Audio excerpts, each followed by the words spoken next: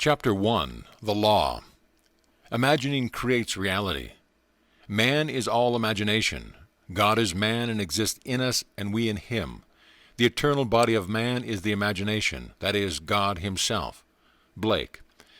The purpose of the first portion of this book is to show, through actual true stories, how imagining creates reality.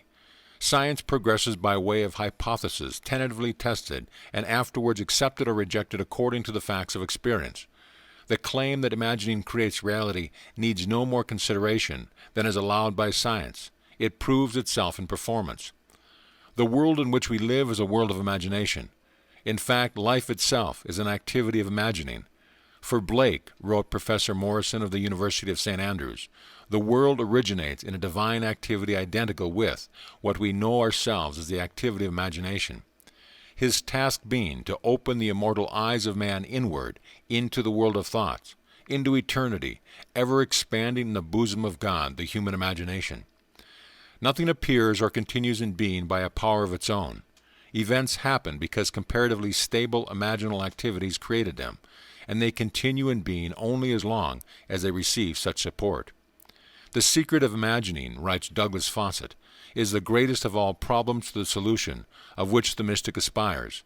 Supreme power, supreme wisdom, supreme delight lie in the far-off solution of this mystery. When man solves the mystery of imaging, he will have discovered the secret of causation, and that is, imaging creates reality. Therefore, the man who is aware of what he is imagining knows what he is creating, realizes more and more that the drama of life is imaginal, not physical. All activity is at bottom imaginal. An awakened imagination works with a purpose. It creates and conserves the desirable, and transforms or destroys the undesirable. Divine imagining and human imagining are not two powers at all, rather one. The valid distinction which exists between the seeming two lies not in the substance with which they operate, but in the degree of intensity of the operant power itself. Acting at high tension, an imaginal act is an immediate objective fact. Keyed low, an imaginal act is realized in a time process. But whether imagination is keyed high or low, it is the ultimate, essentially non-objective reality, from which objects are poured forth like sudden fancies. No object is independent of imagining on some level or levels. Everything in the world owes its character to imagination on one of its various levels. Objective reality, writes Fichte, is solely produced through imagination. Objects seem so independent of our perception of them that we incline to forget that they owe their origin to imagination. The world in which we live is a world of imagination, and man, through his imaginal activities, creates the realities and the circumstances of life. This he does either knowingly or unknowingly. Men pay too little attention to this priceless gift, the human imagination, and a gift is practically non-existent unless there is a conscious possession of it and a readiness to use it. All men possess the power to create reality, but this power sleeps as though dead when not consciously exercised.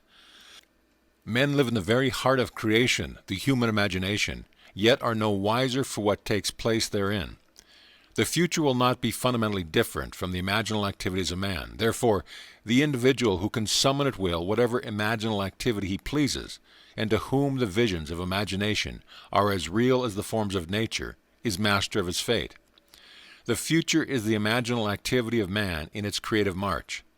Imagining is the creative power not only of the poet, the artist, the actor, and the orator, but of the scientist, the inventor, the merchant, and the artisan.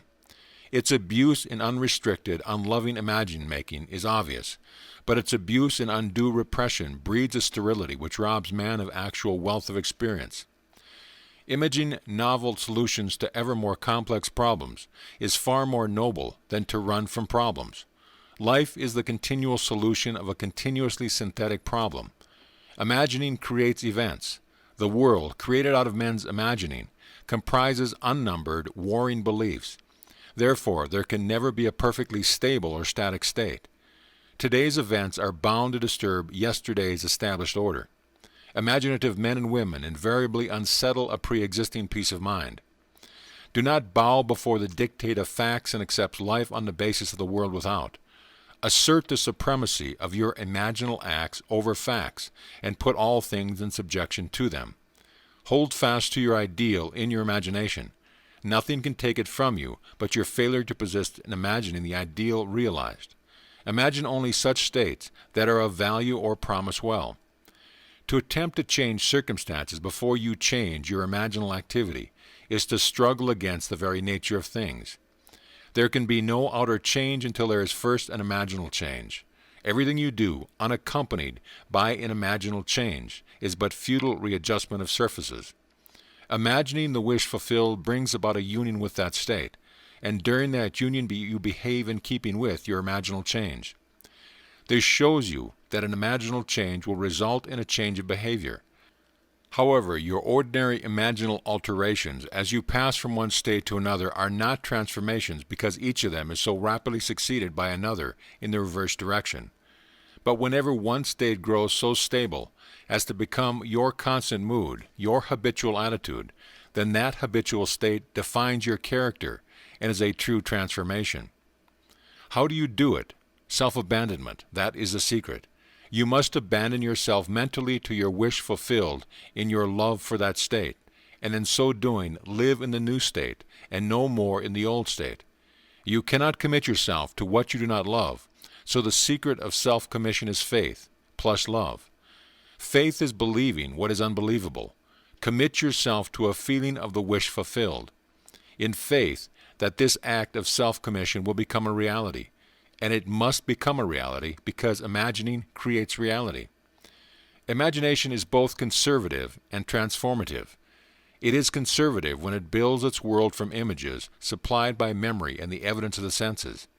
It is creatively transformative when it imagines things as they ought to be, building its world out of the generous dreams of fancy. In the procession of images, the ones that take precedence, naturally, are those of the senses. Nevertheless, a present sense impression is only an image. It does not differ in nature from a memory image or the image of a wish. What makes a present sense impression so objectively real is the individual's imagination functioning in it and thinking from it. Whereas, in a memory, image, or a wish, the individual's imagination is not functioning in it and thinking from it, but is functioning out of it and thinking of it. If you would enter into the image in your imagination, then would you know that it is to be creatively transformative. Then would you realize your wish, and then you would be happy.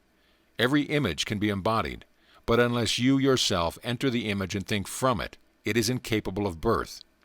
Therefore, it is the height of folly to expect the wish to be realized by the mere passage of time. That which requires imaginative occupancy to produce its effect obviously cannot be effected without such occupancy. You cannot be in one image and not suffer the consequences of not being in another. Imagination is spiritual sensation. Enter the image of the wish fulfilled, then give it sensory vividness and tones of reality by mentally acting as you would act were it a physical fact.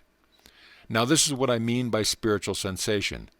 Imagine that you are holding a rose in your hand. Smell it. Do you detect the odors of roses? Well, if the rose is not there, why is its fragrance in the air?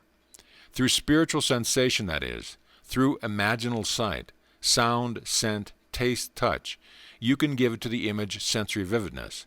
If you do this, all things will conspire to aid your harvesting, and upon reflection, you will see how subtle were the threads that led to your goal. You could never have devised the means which your imaginal activity employed to fulfill itself. If you long to escape from your present sense fixation, to transform your present life into a dream of what might well be, you need but imagine that you are already what you want to be, and to feel the way you would expect to feel under such circumstances. Like the make-believe of a child who is remaking the world after its own heart, create your world out of the pure dreams of fancy. Mentally enter into your dream. Mentally do what you would actually do were it physically true. You will discover that dreams are realized not by the rich, but by the imaginative. Nothing stands between you and the fulfillment of your dreams but facts, and facts are the creations of imaging. If you change your imaging, you will change the facts. Man and his past are one continuous structure. This structure contains all the facts which have been conserved and still operate below the threshold of his surface mind. For him it is merely history. For him it seems unalterable, a dead and firmly fixed past. But for itself it is living, it is part of the living age. He cannot leave behind him the mistakes of the past, for nothing disappears. Everything that has been is still in existence. The past still exists, and it gives and still gives its results. Man must go back in memory, seek for and destroy the cause of evil, however far back they lie. This going back into the past and replaying a scene of the past in imagination, as it ought to have been played for the first time, I call revision, and revisions result in repeal. Changing your life means changing the past. The causes of any present evil are the unrevised scenes of the past. The past and the present form the whole structure of man. They are carrying all of its contents with it. Any alteration of content will result in the alteration in the present and the future. Live nobly, so that mind can store a past well worthy of recall. Should you fail to do so, remember the first act of correction or cure is always revise. If the past is recreated into the present, so will the revised past be recreated into the present, or else the claim, though your sins are like scarlet, they shall be white as snow, is a lie, and it is no lie. The purpose of the story-to-story commentary that follows is to link up as briefly as possible the distinct but never disconnected themes of the 14 chapters into which I have divided the first part of this book. It will serve, I hope, as a thread of coherent thought that binds the whole into proof of its claim. Imagining creates reality. To make such a claim is easily done. To prove it in the experience of others is far sterner. To stir you to use the law constructively in your own life. That is the aim of this book. End of chapter. Chapter 2. Dwell therein. My God, I heard this day that none doth build a stately habitation, but he that means to dwell therein. What houses more stately hath there been, or can be, than is man, to whose creation all things are in decay? George Herbert. I wish it were true of man's noble dreams, but unfortunately, perpetual construction, deferred occupancy, is the common fault of man. Why build a stately habitation unless you intend to dwell therein? Why build a dream house and not dwell therein? This is the secret of those who lie in bed awake while they dream things true. They know how to live in their dream until, in fact, they do just that. Man, through the medium of a controlled waking dream, can predetermine his future. That imaginal activity of living in the feeling of the wish fulfilled leads man across a bridge of incident to the fulfillment of the dream. If we live in the dream, thinking from it and not of it, then the creative power of imagining will answer our adventurous fancy, and the wish fulfilled will break in upon us and take us unaware. Man is all imagination, therefore man must be where he is in imagination, for his imagination is himself. To realize that imagination is not something tied to the senses or enclosed within the spatial boundary of the body is most important. Although man moves about in space by movement of his physical body, he need not be so restricted. He can move by a change in what he is aware of. However real the scene on which sight rests, man can gaze on one never before witnessed. He can always remove the mountains if it upsets his concept of what life ought to be. This ability to mentally move from things as they are to things as they ought to be is one of the most important discoveries that man can make.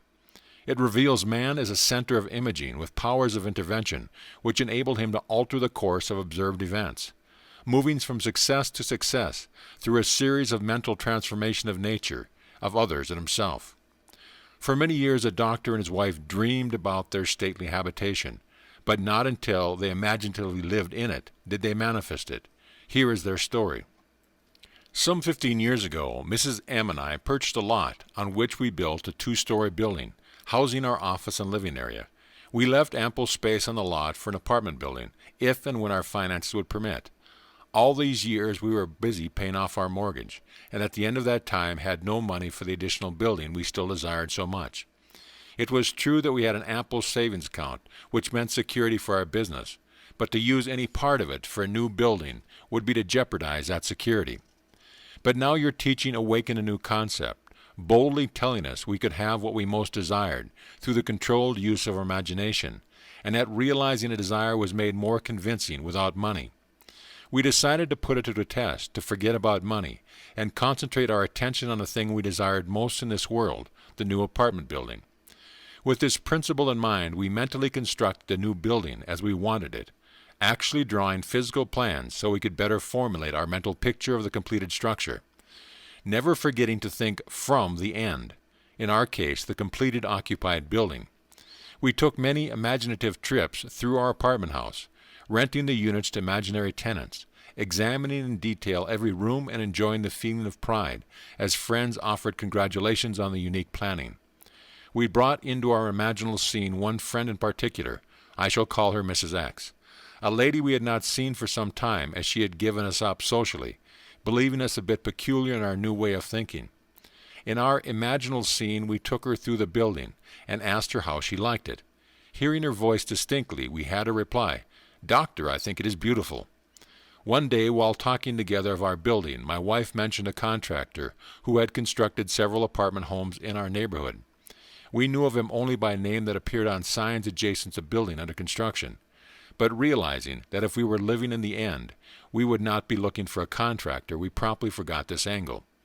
Continuing these periods of daily imagining for several weeks, we both felt we were now fused with our desire and had successfully been living in the end.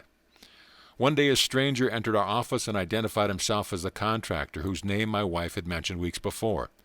In an apologetic manner he said, "I don't know why I stopped here. I normally don't go to see people, but rather people come to see me." He explained that he passed our office often and wondered why there wasn't an apartment building on the corner lot. He assured him we would like very much to have such a building there, but we had no money to put into the project, not even the few $100s it would take for plans. Our negative response did not faze him, and seemingly compelled, he began to figure and devise ways and means to carry out the job, unasked and unencouraged by us. Forgetting the incident, we were now quite startled when a few days later the man called, informing us that plans were completed and that the proposed building would cost $30,000. We thanked him politely and did absolutely nothing. We knew we had been living imaginatively in the end of a completed building, and that imagination would assemble that building perfectly without any outside assistance from us. So we were not surprised when the contractor called again the next day to say he had found a set of blueprints in the files that fitted our needs perfectly with few alterations. This, we were informed, would save us the architect's fee for new plans. We thanked him again and still did nothing.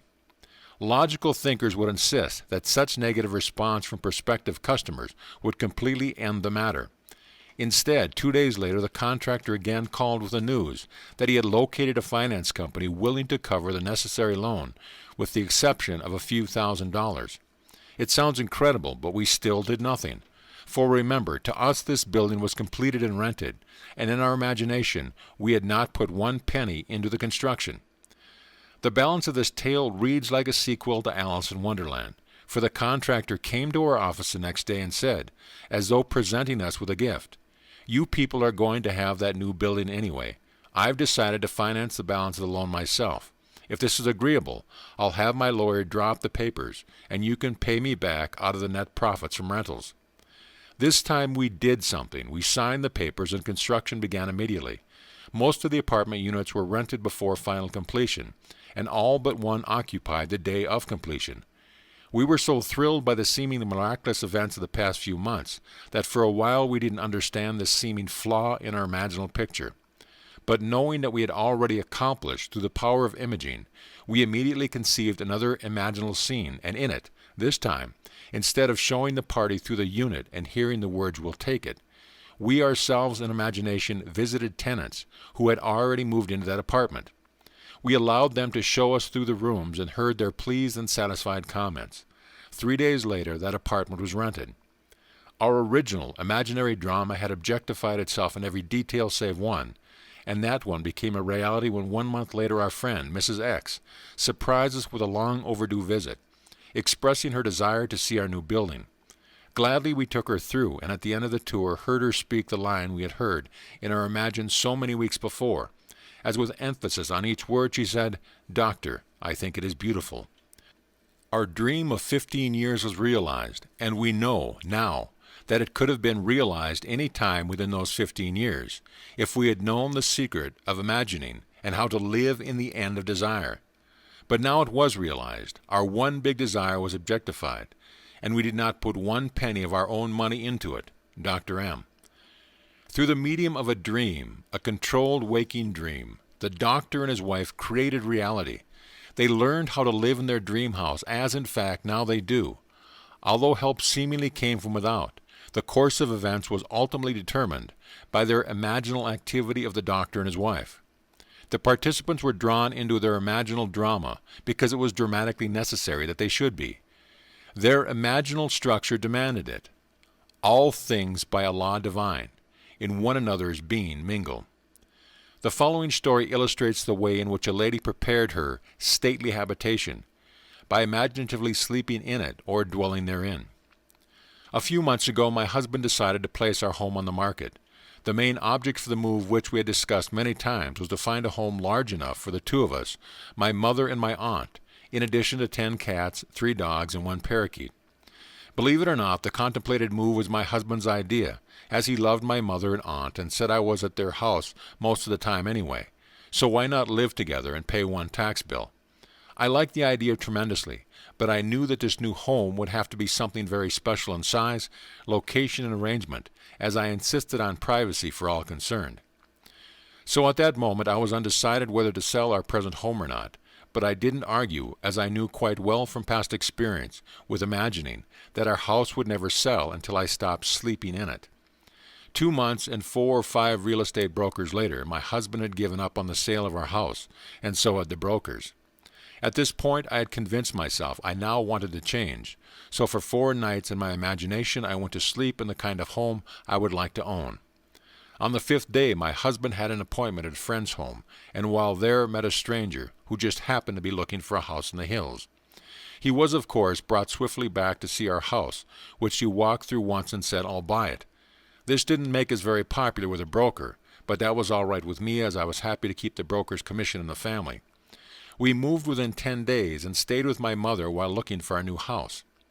We listed our requirements with every agent on the Sunset Strip only, because I wouldn't move out of the area, and each one of them without exception informed us we were both mad. It was entirely impossible, they said, to find an older home on English style, with 2 separate living rooms, separate apartments, a library, built on a flat knoll with enough ground space to fence for large dogs, and located in one particular area. When we told them the price we would pay for this house, they just looked sad. I said that wasn't all we wanted. We wanted wood paneling all through the house, a huge fireplace, a magnificent view and seclusion, no close neighbors, please.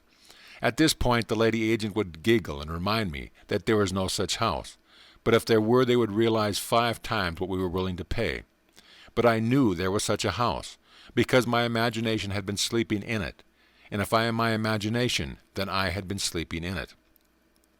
By the 2nd week we had exhausted 5 real estate officers, and the gentleman in the 6th office was looking a little wild when one of his partners, who had not spoken until then, said, "Why don't you show them the place up King's Road?" A 3rd partner in the office laughed sourly and said, "That property isn't even listed, and besides the old lady would throw you off the property. She got 2 acres up there, and you know she wouldn't split." Well, I didn't know what she wouldn't split, but my interest had been aroused by the street name, for I liked the particular area best of all. So I asked why not just take a look anyway for laughs. As we drove up the street and turned off onto a private road, we approached a large 2-story house built of redwood and brick. English in appearance, surrounded by tall trees, and sitting alone and aloof on its old knoll, viewing the city below from all its many windows. I felt a peculiar excitement as we walked to the front door, and we were greeted by a lovely woman who graciously asked us in. I do not think I breathed for the next minute or so, for as I walked into the most exquisite room I had ever seen. The solid redwood walls and the brick of the great fireplace rose to the height of 28 feet, terminating in an arched ceiling joined together by huge redwood beams. The room was straight out of Dickens, and I could almost hear Christmas carolers singing in the balcony of the upstairs dining room, which looked out over the living room. A great cathedral window gave the view of sky, mountains, and city far below, and the beautiful old redwood walls glowed in the sunlight. We were shown through a spacious apartment on the lower floor with connecting library, separate entrance, and separate patio. 2 staircases led upward to a long hall, opening into 2 separated bedrooms and bath. At the end of the hall was, yes, a 2nd living room, opening out onto a 2nd patio, screened by trees and redwood fencing. Built on 2 acres of beautifully landscaped grounds, I began to understand what the agent had meant by saying she wouldn't split, for on 1 acre stood a large swimming pool and pool house completely separated from the main house, but undoubtedly belonging to it. It did indeed seem to be an impossible situation, as we did not want 2 acres of highly taxable property, plus a swimming pool a block away from the house. Before we left, I walked through the magnificent living room, once more going up the stairs to the dining room balcony. I turned and looking down saw my husband standing by the fireplace, pipe in hand, with an expression of perfect satisfaction on his face. I placed my hands on the balcony railing and watched him for a moment. When we were back in the real estate office, the 3 agents were ready to close for the day, but my husband detained them, saying, "Let's make her an offer anyway. Maybe she will split the property. What can we lose?" One agent left the office without a word. Another said, "The idea is ridiculous." The agent we had originally talked to said, "Forget it, it's a pipe dream." My husband is not easily annoyed, but when he is, there is no more stubborn creature on earth. He was now annoyed. He sat down, slapped his hand on the desk, and roared, "It's your business to submit offers, isn't it?" They agreed that this was so and finally promised to submit an offer on the property. We left, and that night, in my imagination, I stood on the dining room balcony and looked down at my husband standing by the fireplace. He looked up at me and said, "Well, honey, how do you like our new home?" I said I'd love it. I continued to see that beautiful room and my husband in it, and felt the balcony railing gripped in my hand until I fell asleep. The next day, as we were having dinner in my mother's home, the telephone rang and the agent, in an unbelieving voice, informed me that we had just purchased a house. The owner had split the property right down the middle, giving us the house and the acre it stood on for the price we offered. Dreamers often lie in bed awake, while they do dream things true. One must adopt either the way of imagination or the way of sense. No compromise or neutrality is possible. He who is not for me is against me. When man finally identifies himself with his imagination rather than his senses, he has at long last discovered the core of reality. I have often been warned by self-styled realists that man will never realize his dream by simply imagining that it is already here. Yet man can realize his dreams by simply imagining that it is already here. That is exactly what this collection of stories proves. If only men were prepared to live imaginatively in the feeling of the wish fulfilled, advancing confidently in their controlled waking dream, then the power of imagining would answer their adventurous fancy, and the wish fulfilled would break in upon them and take them unawares. Nothing is more continuously wonderful than the things that happen every day to the man with imagination, sufficiently awake to realize their wonder. Observe your imaginal activities. Imagine better than the best you know, and create your better world for yourself and others. Live as though the wish had come, even though it is yet to come, and you will shorten the period of waiting. The world is imaginal, not mechanistic. Imaginal acts, not blind fate, determine the course of history. End of chapter. Chapter 3. Turn the wheel backward. Oh, let your strong imagination turn the great wheel backward, until Troy unburn. All life is, throughout the ages, nothing but the continuing solution of a continuous synthetic problem. H.G. Wells. The perfectly stable or static state is always unattainable. The end attained objectively always realizes more than the end the individual originally had in view. This in turn creates a new situation of inner conflict, needing novel solutions to force man along the path of creative evolution. His touch is infinite, and lends a yonder to all ends. Today's events are bound to disturb yesterday's established order. The creatively active imagination invariably unsettles a pre-existing peace of mind. The question may arise as to how, by representing others to ourselves as better than they really were, or mentally rewriting a letter to make it conform to our wish, or by revising the scene of an accident, the interview with an employer, and so on, could change what seems to be the unalterable facts of the past. But remember my claims for imagining. Imagining creates reality. What it makes, it can unmake. It is not only conservative, building a life from images supplied by memory. It is also creatively transformative, altering a theme already in being. The parable of the unjust steward gives the answer to the question. We can alter our world by means of a certain illegal imaginal practice, by means of a mental falsification of the facts, that is, by means of a certain intentional, imaginal alteration of that which we have experienced. All this is done in one's own imagination. This is a form of falsehood which not only is not condemned, but is actually approved in the gospel teaching.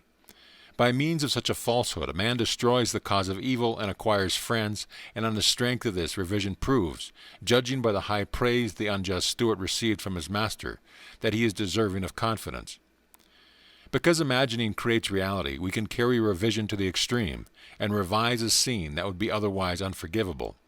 We learn to distinguish between man, who is all imagination, and those states into which he may enter.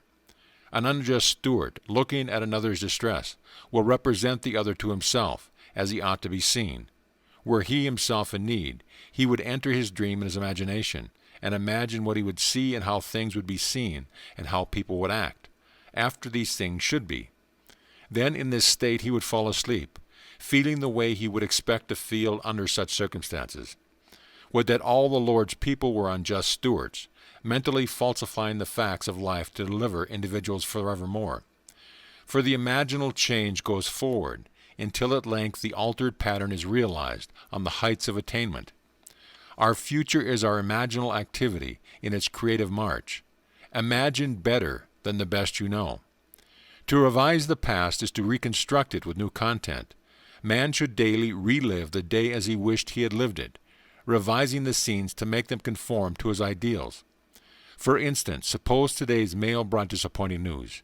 Revise the letter, mentally rewrite it and make it conform to the news you wish you had received. Then, in imagination, read the revised letter over and over again, and this will arouse the feeling of naturalness. And imaginal acts become facts as soon as we feel natural in the act. This is the essence of revision, and revision results in repeal. This is exactly what F.B. did. Late in July, I wrote to a real estate agent of my desire to sell a piece of land, which had been a financial burden to me. His negative reply listed all the reasons why sales were at a standstill in that area, and he forecast a bleak period of waiting until after the first of the year. I received his letter on Tuesday, and in my imagination, I rewrote it with words indicating that the agent was eager to take my listing. I read this revised letter over and over, and I extended my imaginal drama using your theme of the four mighty ones of your imagination, from your book, Seed Time and Harvest, the producer, the author, the director, and the actor. In my imaginal scene as producer, I suggested the theme. The lot is sold for a profit. As the author, I wrote this simple scene which, to me, implied fulfillment. Standing in the real estate office, I extended my hand to the agent and said, "Thank you, sir," and he replied, "It was my pleasure doing business with you." As director, I rehearsed myself as actor until the scene was vividly real, and I felt the relief which would be mine if the burden were really lifted. 3 days later, the agent I had originally written phoned me saying he had a deposit for my lot at the price I had specified. I signed the papers in his office the next day, extended my hand and said, "Thank you, sir." The agent replied, "It was my pleasure doing business with you." 5 days after I had constructed and enacted an imaginal scene, it became a physical reality, and was played word for word just as I had heard it in my imagination. The feeling of relief and joy came, not so much from selling the property, but from the incontrovertible proof that my imagined drama worked. F.B. If the thing accomplished were all, how futile, but F.B. discovered a power within himself that can consciously create circumstances. By mentally falsifying the facts of life, man moves from passive reaction to active creation. This breaks the wheel of recurrence and builds a cumulatively enlarging future. If man does not always create in the full sense of the word, it is because he is not faithful to his vision, or else he thinks of what he wants rather than from his wish fulfilled. Man is such an extraordinary synthesis, partly tied by his sensei and partly free to dream, that his internal conflicts are perennial. The state of conflict in the individual is expressed in society. Life is a romantic adventure. To live creatively, imagining novel solutions to ever more complex problems, is far nobler than to restrain or kill out desire. All that is desired can be imagined into existence. Wouldst thou be in a dream and yet not sleep? Try to revise your day every night before falling asleep. Try to visualize clearly and enter into the revised scene, which would be the imaginal solution of your problem. The revised imaginal structure may have a great influence on others, but that is not your concern. The other influenced in the following story is profoundly grateful for the influence. L.S.E. writes, Last August, while on a blind date, I met the man I wanted to marry. This happens sometimes, and it happened to me.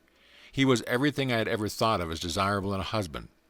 2 days after this enchanted evening, it was necessary for me to change my place of residence because of my work. And that same week, the mutual friend who had introduced me to this man moved away from the city. I realized that the man I had met probably did not know of my new address, and frankly, I was not sure he knew my name. After your last lecture, I spoke to you of this situation. Although I had plenty of other dates, I could not forget this one man. Your lecture was based on revising our day, and after speaking to you, I determined to revise my day every day. Before going to sleep at night, I felt I was in a different bed, in my own home as a married woman, and not as a single working girl sharing an apartment with 3 other girls. I twisted an imaginary wedding band on my imaginary left hand, saying over and over to myself, "This is wonderful. I really am Mrs. J.E." And I fell asleep in what was, a moment before, a waking dream. I repeated this imaginary scene for 1 month, night after night. The first week in October he found me. On our second date I knew my dreams were rightly placed. Your teachings tell us to live in the end of our desires until that desire becomes fact. So although I did not know how he felt about me, I continued night after night, living in the feeling of my dream realized. The results? In November he proposed. In January we announced our engagement. And the following May we were married. The loveliest part of it all, however, is that I am happier than I ever dreamed possible, and I know in my heart he is too. Mrs. J.E. By using her imagination radically instead of conservatively, by building her world out of pure dreams of fancy, rather than using images supplied by memory, she brought about the fulfillment of her dream. Common sense would have used images supplied by her memory, and thereby perpetuated the fact of lack in her life. Imagination created what she desired out of a dream of fancy. Everyone must live wholly on the level of imagination, and it must be consciously and deliberately undertaken. Lovers and madmen have such seething brains, such shaping fantasies, that apprehend more than cool reason ever comprehends. In our times of revision, be well spent. We need not worry about results. Our fondest hopes will be realized. Art thou real, earth? Am I? In whose dream do we exist? There is no inevitable permanence in anything. Both past and present continue to exist only because they are sustained by imagining, on some level or another, and a radical transformation of life is always possible by man revising the undesirable part of it. In this letter, Mr. R.S. questions this subject of influence. During your current series of lectures, trouble developed with collections on one of my trust deeds. The security, a house and a lot, was neglected and run down. The owners were apparently spending their money in bars, while their 2 little girls, aged 9 and 11, were noticeably uncared for. However, forgetting appearances, I began to revise the situation. In my imagination, I drove my wife past the property and said to her, "Isn't the yard beautiful? It's so neat and well cared for. Those people really show their love for their home. This is one trust deed we will never have to worry about. I would see the house and lot as I wanted to see it. A place so lovely, it gave me a warm glow of pleasure. Every time the thought of this property came to me, I repeated my imaginal scene. After I had been practicing this revision for some time, the woman who lived in the house had an automobile accident. While she was in the hospital, her husband disappeared. The children were cared for by the neighbors, and I was tempted to visit the mother in the hospital to reassure her of assistance if necessary. But how could I, when my imaginary scene implied that she and her family were happy, successful, and obviously contented? So I did nothing but my daily revision. A short while after leaving the hospital, the woman and her 2 daughters disappeared also. Payments were sent in on the property, and a few months later she reappeared with a wedding certificate and a new husband. At this writing, all payments are right up to date. The 2 little girls are obviously happy and well cared for, and a room has been added to the property by the owners, giving our trust deed additional security. It was mighty nice to solve my problem without threats, unkind words, eviction, or worry about the little girls. But was there something in my imagining that sent that woman to the hospital? R.S. Any imaginal activity acquiring intensity through our concentrated attention to clarity of the end, desire tends to overflow into regions beyond where we are. But we must leave it to take care of such imaginal activity itself. It is marvelously resourceful in adapting and adjusting means to realize itself. Once we think in terms of influence rather than of clarity of the end desired, The effort of imagination becomes an effort of will, and the great art of imagining is perverted into tyranny. The buried past usually lies deeper than our surface mind can plumb, but fortunately for this lady, she remembered and proved that the made past can also be unmade through revision. For 39 years I had suffered from a weak back. The pain would increase and decrease, but would never leave completely. The condition had progressed to the point where I used medical treatment almost constantly. The doctor would put the hip right for the moment, but the pain simply would not go away.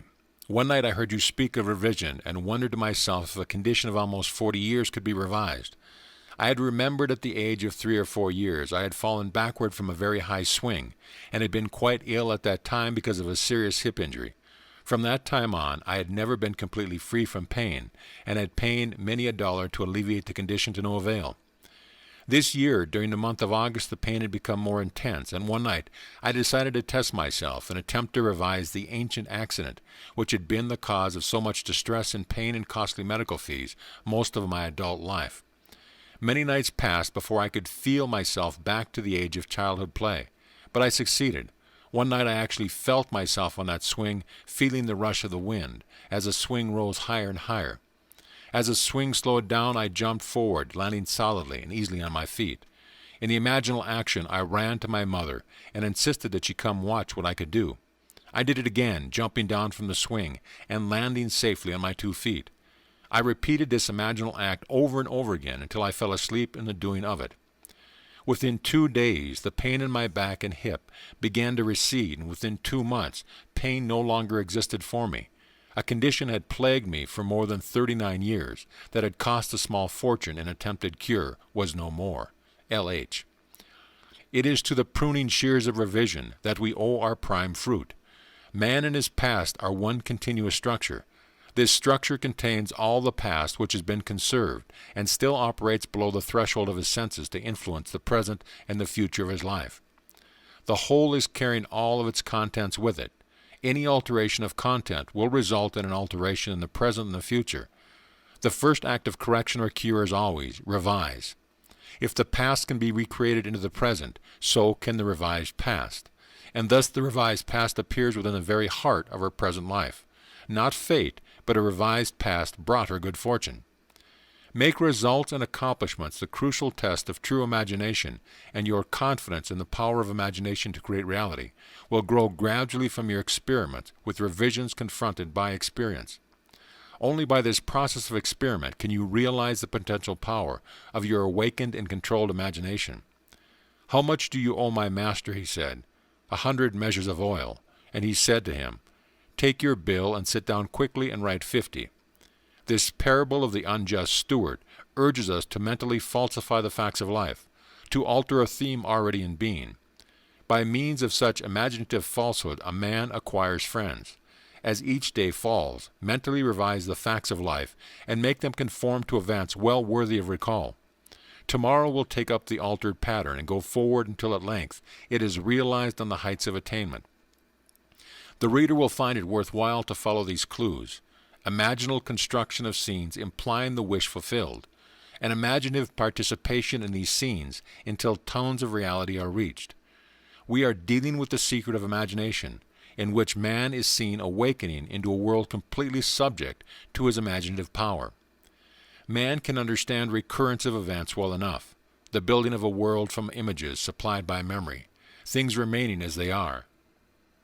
This gives him a sense of security in the stability of things. However, the presence within him of a power which awakens and becomes what it wills, radically changing its form, its environment and the circumstance of life, inspires in him a feeling of insecurity, a dreadful fear of the future. Now it is high time to awake out of sleep, and put an end to all the unlovely creations of sleeping man. Revise each day. Let your strong imagination turn the great wheel backward until Troy unburn.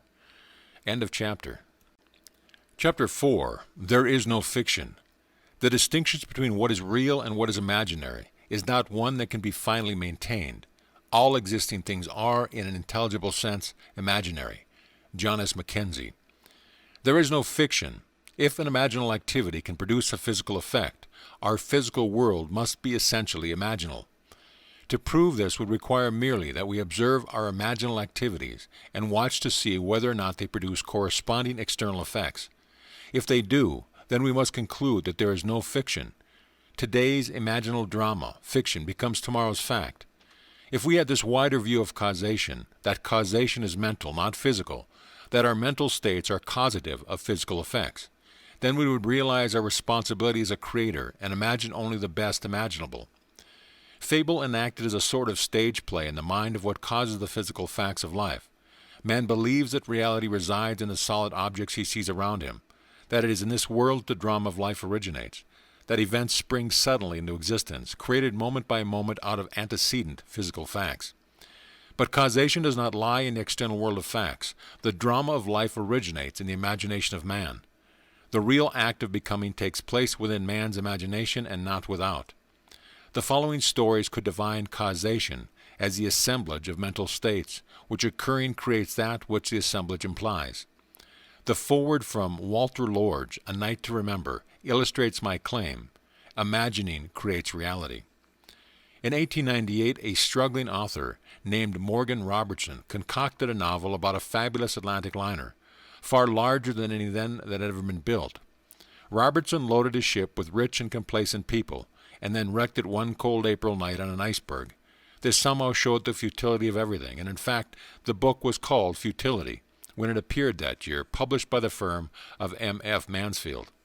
14 years later, a British shipping company, named the White Star Line, built a steamer remarkably like the one in Robertson's novel. The new liner was 66,000 tons displacement. Robertson's was 70,000 tons. The real ship was 882 feet long. The fictional one was 880 feet.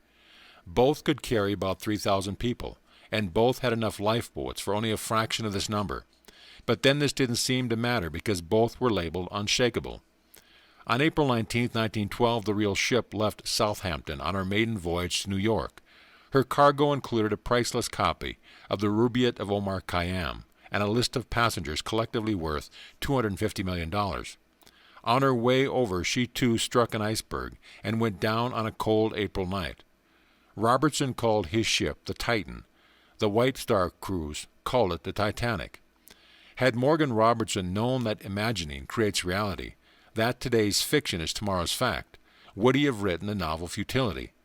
In the moment of the tragic catastrophe, writes Schopenhauer, the conviction becomes more distinct to us than ever that life is a bad dream from which we have to awake. And the bad dream is caused by the imaginal activity of sleeping humanity. Imaginal activities may be remote from their manifestations, and unobserved events are only appearance.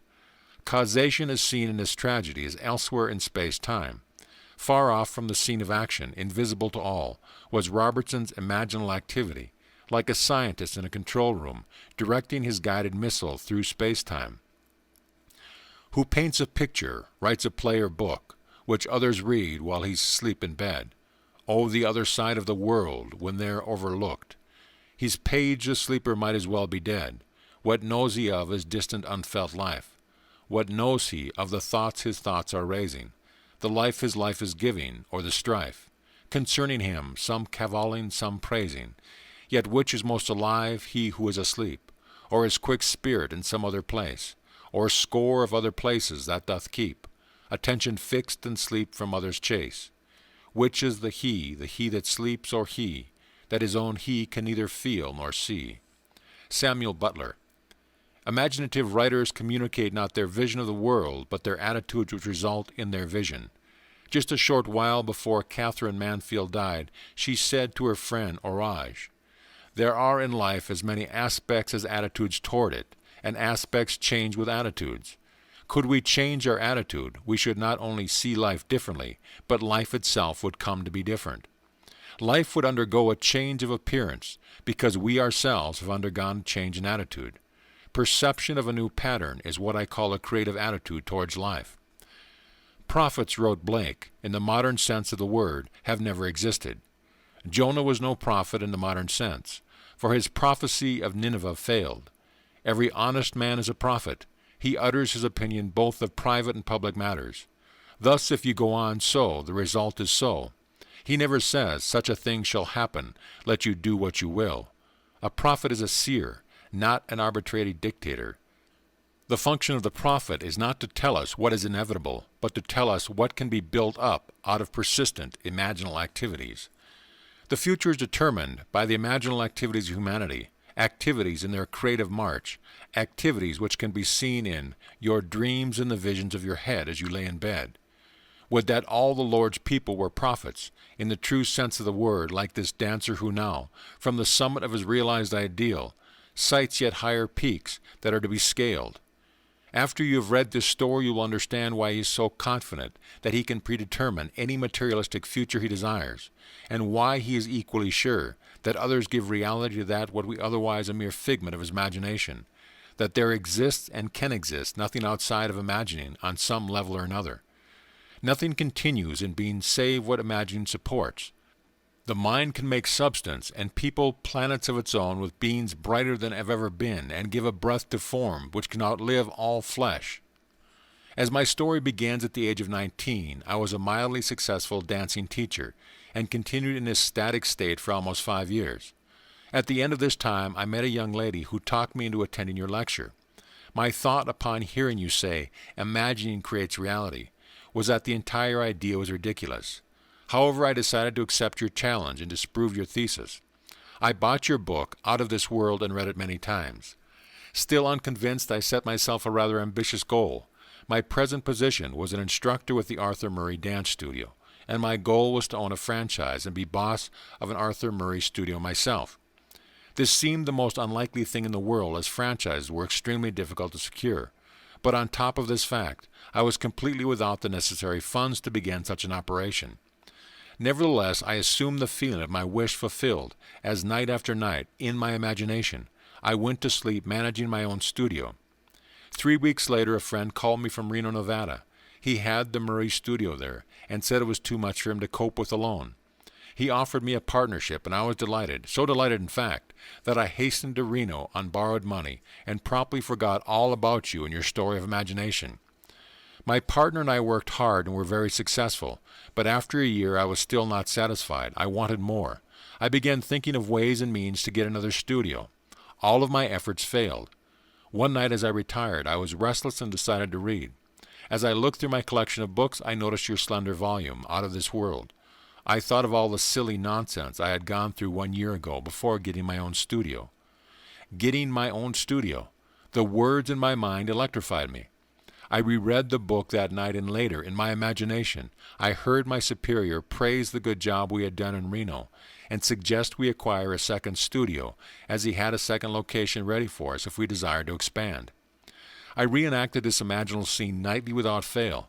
3 weeks from the first night of my imaginal drama, it materialized, almost word for word. My partner accepted the new studio in Bakersfield, and I had the Reno studio alone. Now I was convinced of the truth of your teaching, and never again will I forget. Now I wanted to share this wonderful knowledge of imaginal power with my staff. I tried to tell them of the marvels they could accomplish, but I was unable to reach many, although one fantastic incident resulted from my efforts to tell this story.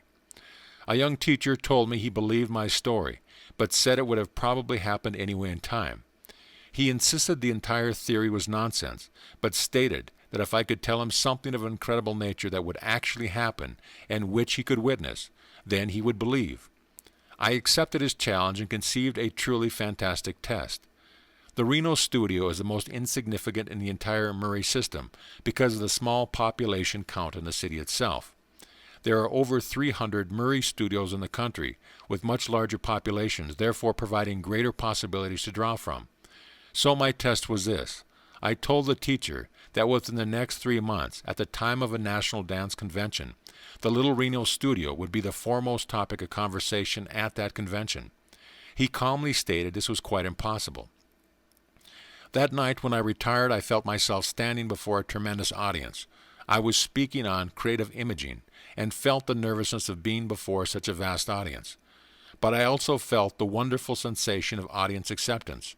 I heard the roar of applause, and as I left the stage, I saw Mr. Murray himself come forward and shake my hand. I reenacted this entire drama night after night. It began to take on the tones of reality, and I knew I had done it again. My imaginal drama materialized down to the last detail. My little Reno studio was the talk of the convention, and I did appear on that stage just as I had done in my imagination. But even after this unbelievable but actual happening, the young teacher who threw me the challenge remained unconvinced. He said it had all happened too naturally, and he was sure it would have happened anyway.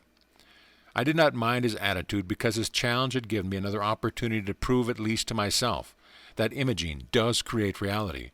From that time on, I continued with my ambition to own the largest Arthur Murray dance studio in the world.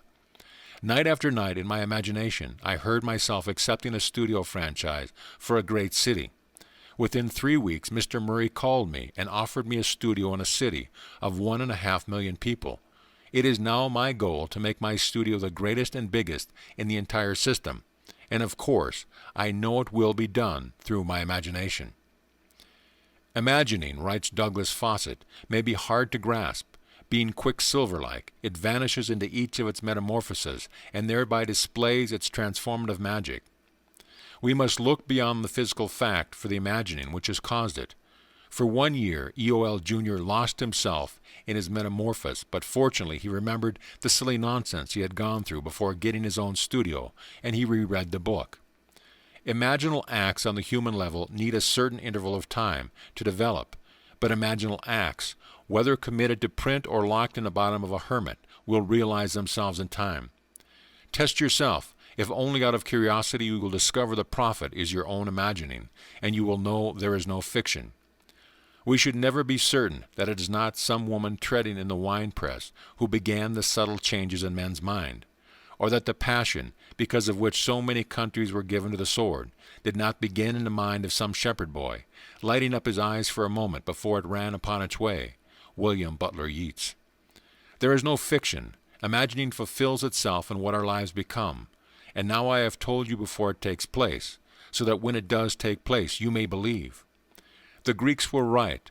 The gods have come down to us in the likeness of men, but they have fallen asleep and do not realize the might they wield by their imaginal activities.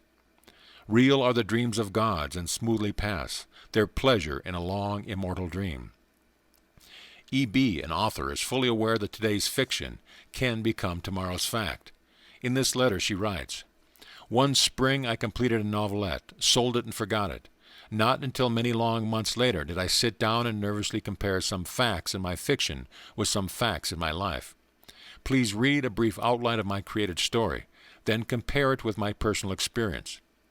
The heroine of my story took a vacation trip to Vermont, to the small city of Stowe, Vermont to be exact. When she reached her destination, she was faced with such unpleasant behavior on the part of her companion that she either had to continue her lifetime pattern of allowing another selfish demand dominate her, or to break that pattern and leave. She broke it and returned to New York. When she returned, and the story continues, events took shape in a proposal of marriage, which she happily accepted. For my part of this tale, as small events evolved, I began to remember the dictates of my own pen, an insignificant relationship. This is what happened to me. I received an invitation from a friend offering me a vacation at her summer place in Vermont. I accepted and was not startled at first when I learned her summer place was in a city of Stowe. When I arrived, I found my hostess in such a highly nervous state, I realized I was faced with either a wretched summer or the choice of walking out on her. Never before in my life had I been strong enough to ignore that I thought were the claims of duty and friendship, but this time I did, and without ceremony returned to New York. A few days after I returned to my home, I too received a proposal of marriage. But at this point, fact and fiction parted. I refused the offer.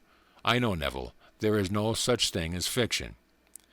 Forgetful is green earth, and gods alone remember everlastingly. By their great memories the gods are known. Ends run true to their imaginal origin. We reap the fruit of forgotten blossom time. In life the events do not come up always where we have thrown the seed, so that we may not recognize our own harvest. Events are the emergence of a hidden imaginal activity. Man is free to imagine whatever he desires. This is why, despite all fatalists and misguided prophets of doom, all awakened men know that they are free. They know that they are creating reality. Is there a scriptural passage to support this claim? Yes. And it came to pass. As he interpreted to us, so it was.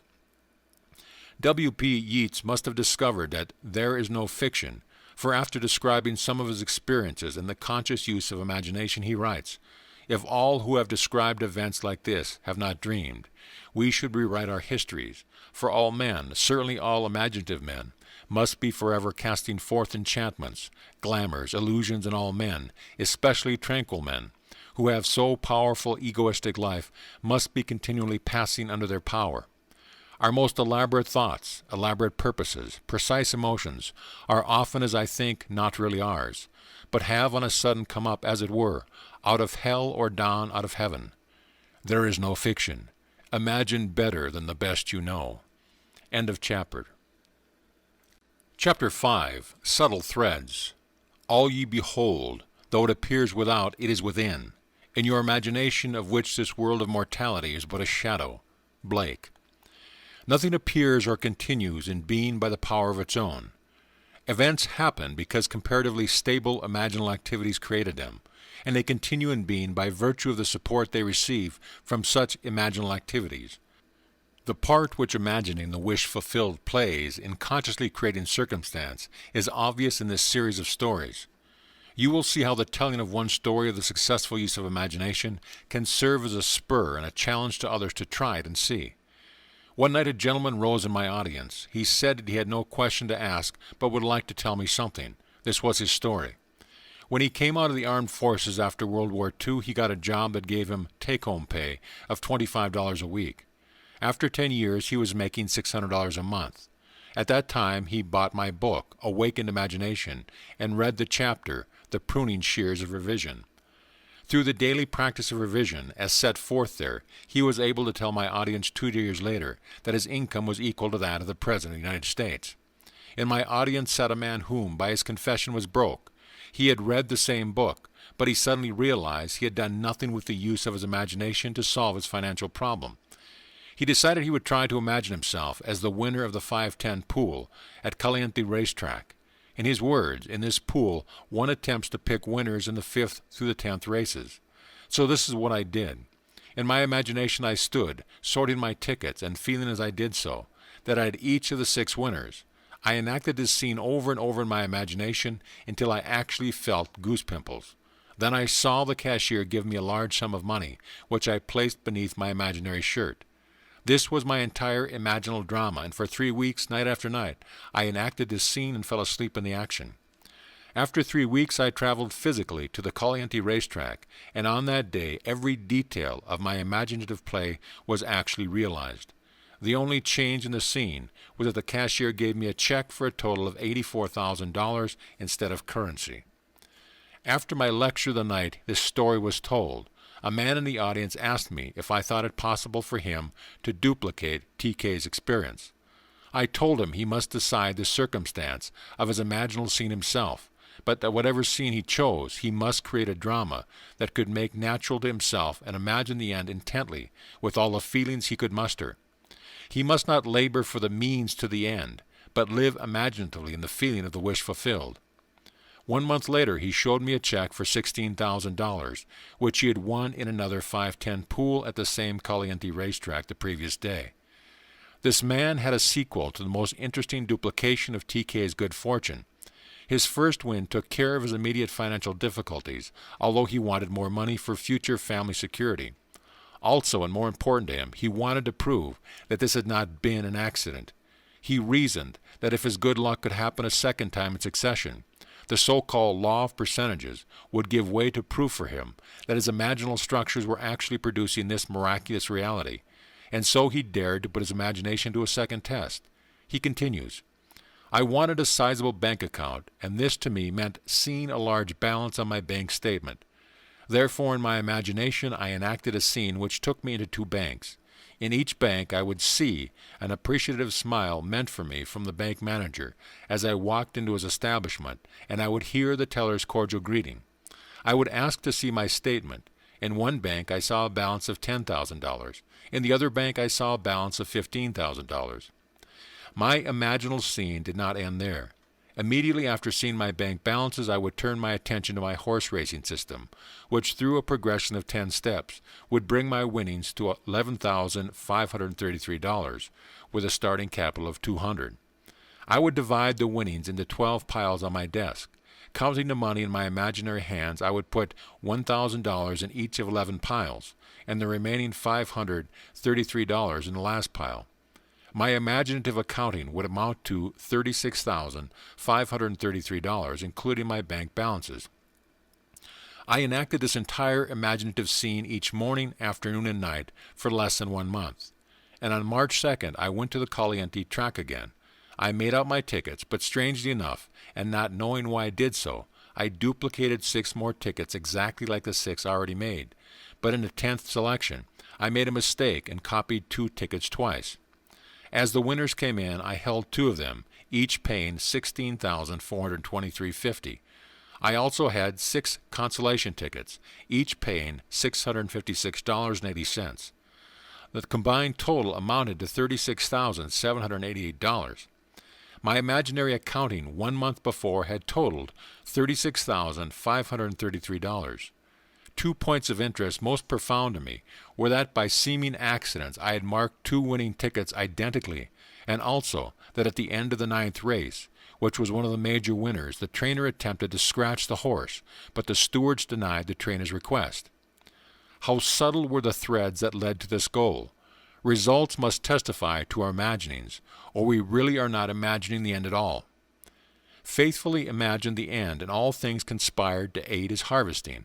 His mistake in copying a winning ticket twice, and the steward's refusal to follow the trainee's request, were events created by the imaginal drama to move the plan of things forward to its goal. Chance, wrote Belfort Bax, may be defined as that element in the reality change, that is, in the flowing synthesis of events, which is irreducible to law or the causal category. To live wisely, we must be aware of our imaginal activities, or at any rate, of the end of which they are tending. We must see to it that it is the end we desire. Wise imagining identifies itself only with such activities that are of value or promise well. However much man seems to be dealing with a material world, he is actually living in a world of imagination.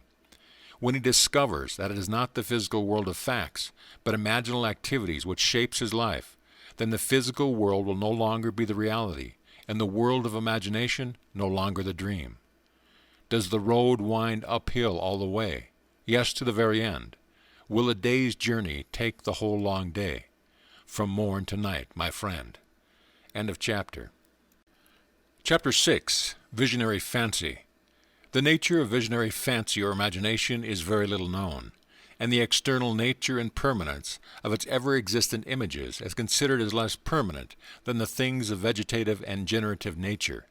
Yet the oak dies as well as the lettuce, but its eternal image and individuality never dies, but renews by its seed, just so the imaginative image returns by the seed of contemplative thought. Blake. The images of our imagination are the realities of which any physical manifestation is only the shadow. If we are faithful to vision, the image will create for itself the only physical manifestation of itself it has a right to make. We speak of the reality of a thing when we mean its material substance. That is exactly what imaginist means by its unreality or shadow. Imagining is spiritual sensation. Enter into the feeling of your wish fulfilled. Through spiritual sensation, through your use of imaginal sight, sound, scent, taste, and touch, you will give to your image the sensory vividness necessary to produce that image in your outer or shadow world. Here is a story of one who was faithful to his vision. F.B., being a true imaginist, remembered what he had heard in his imagination. Thus he writes, "A friend who knows my passionate fondness for opera tried to get Kirsten Flagstad's complete recording of Tristan and Isolde for me at Christmas. In over a dozen record stores she was told the same thing. RCA Victor is not reissuing this recording, and there have been no copies available since June 1st. On December 27th, I determined to prove your principle again by getting the album I desired so intensely. Laying down in my living room, I mentally walked into the record shop I patronize and asked the one salesman whose face and voice I could recall, 'Do you have Flagstad's complete Isolde?' He replied, 'Yes, I have.' That ended the scene, and I repeated it until it was real to me. Late that afternoon I went to that record shop to physically enact the scene. Not one detail supplied by the senses had encouraged me to believe I could walk out of the shop with those records. I had been told last September by the same salesman in the same shop the same story my friend had received there before Christmas. Approaching the salesman I had been in imagination that morning, I said, "Do you have Flagstad's complete Isolde?" He replied, "No, we haven't." Without saying anything audible to him, I said inwardly, "That's not what I heard you say." As I turned to leave the shop, I noticed on a top shelf what I thought to be an advertisement of this set of records and remarked to the salesman, "If you don't have the merchandise, you shouldn't advertise it." "That's right," he replied, and as he reached up to take it down, discovered it to be a complete album with all 5 records. The scene wasn't played exactly as I constructed it, but the results confirmed what my imagined scene implied. How can I thank you, F.B.? After reading F.B.'s letter, we must agree with Anthony Eden that an assumption, though false, if persisted in, will harden into fact. F.B.'s fancy, fusing with the sense feel of the record shop, enriched aspects of it and made them his, what he perceived. Our future is our imagining in its creative march. F.B. used his imagination for a conscious purpose, representing life as he desired it to be, and thereby affecting life instead of merely reflecting it. So sure was he that his imaginal drama was the reality and the physical act but a shadow.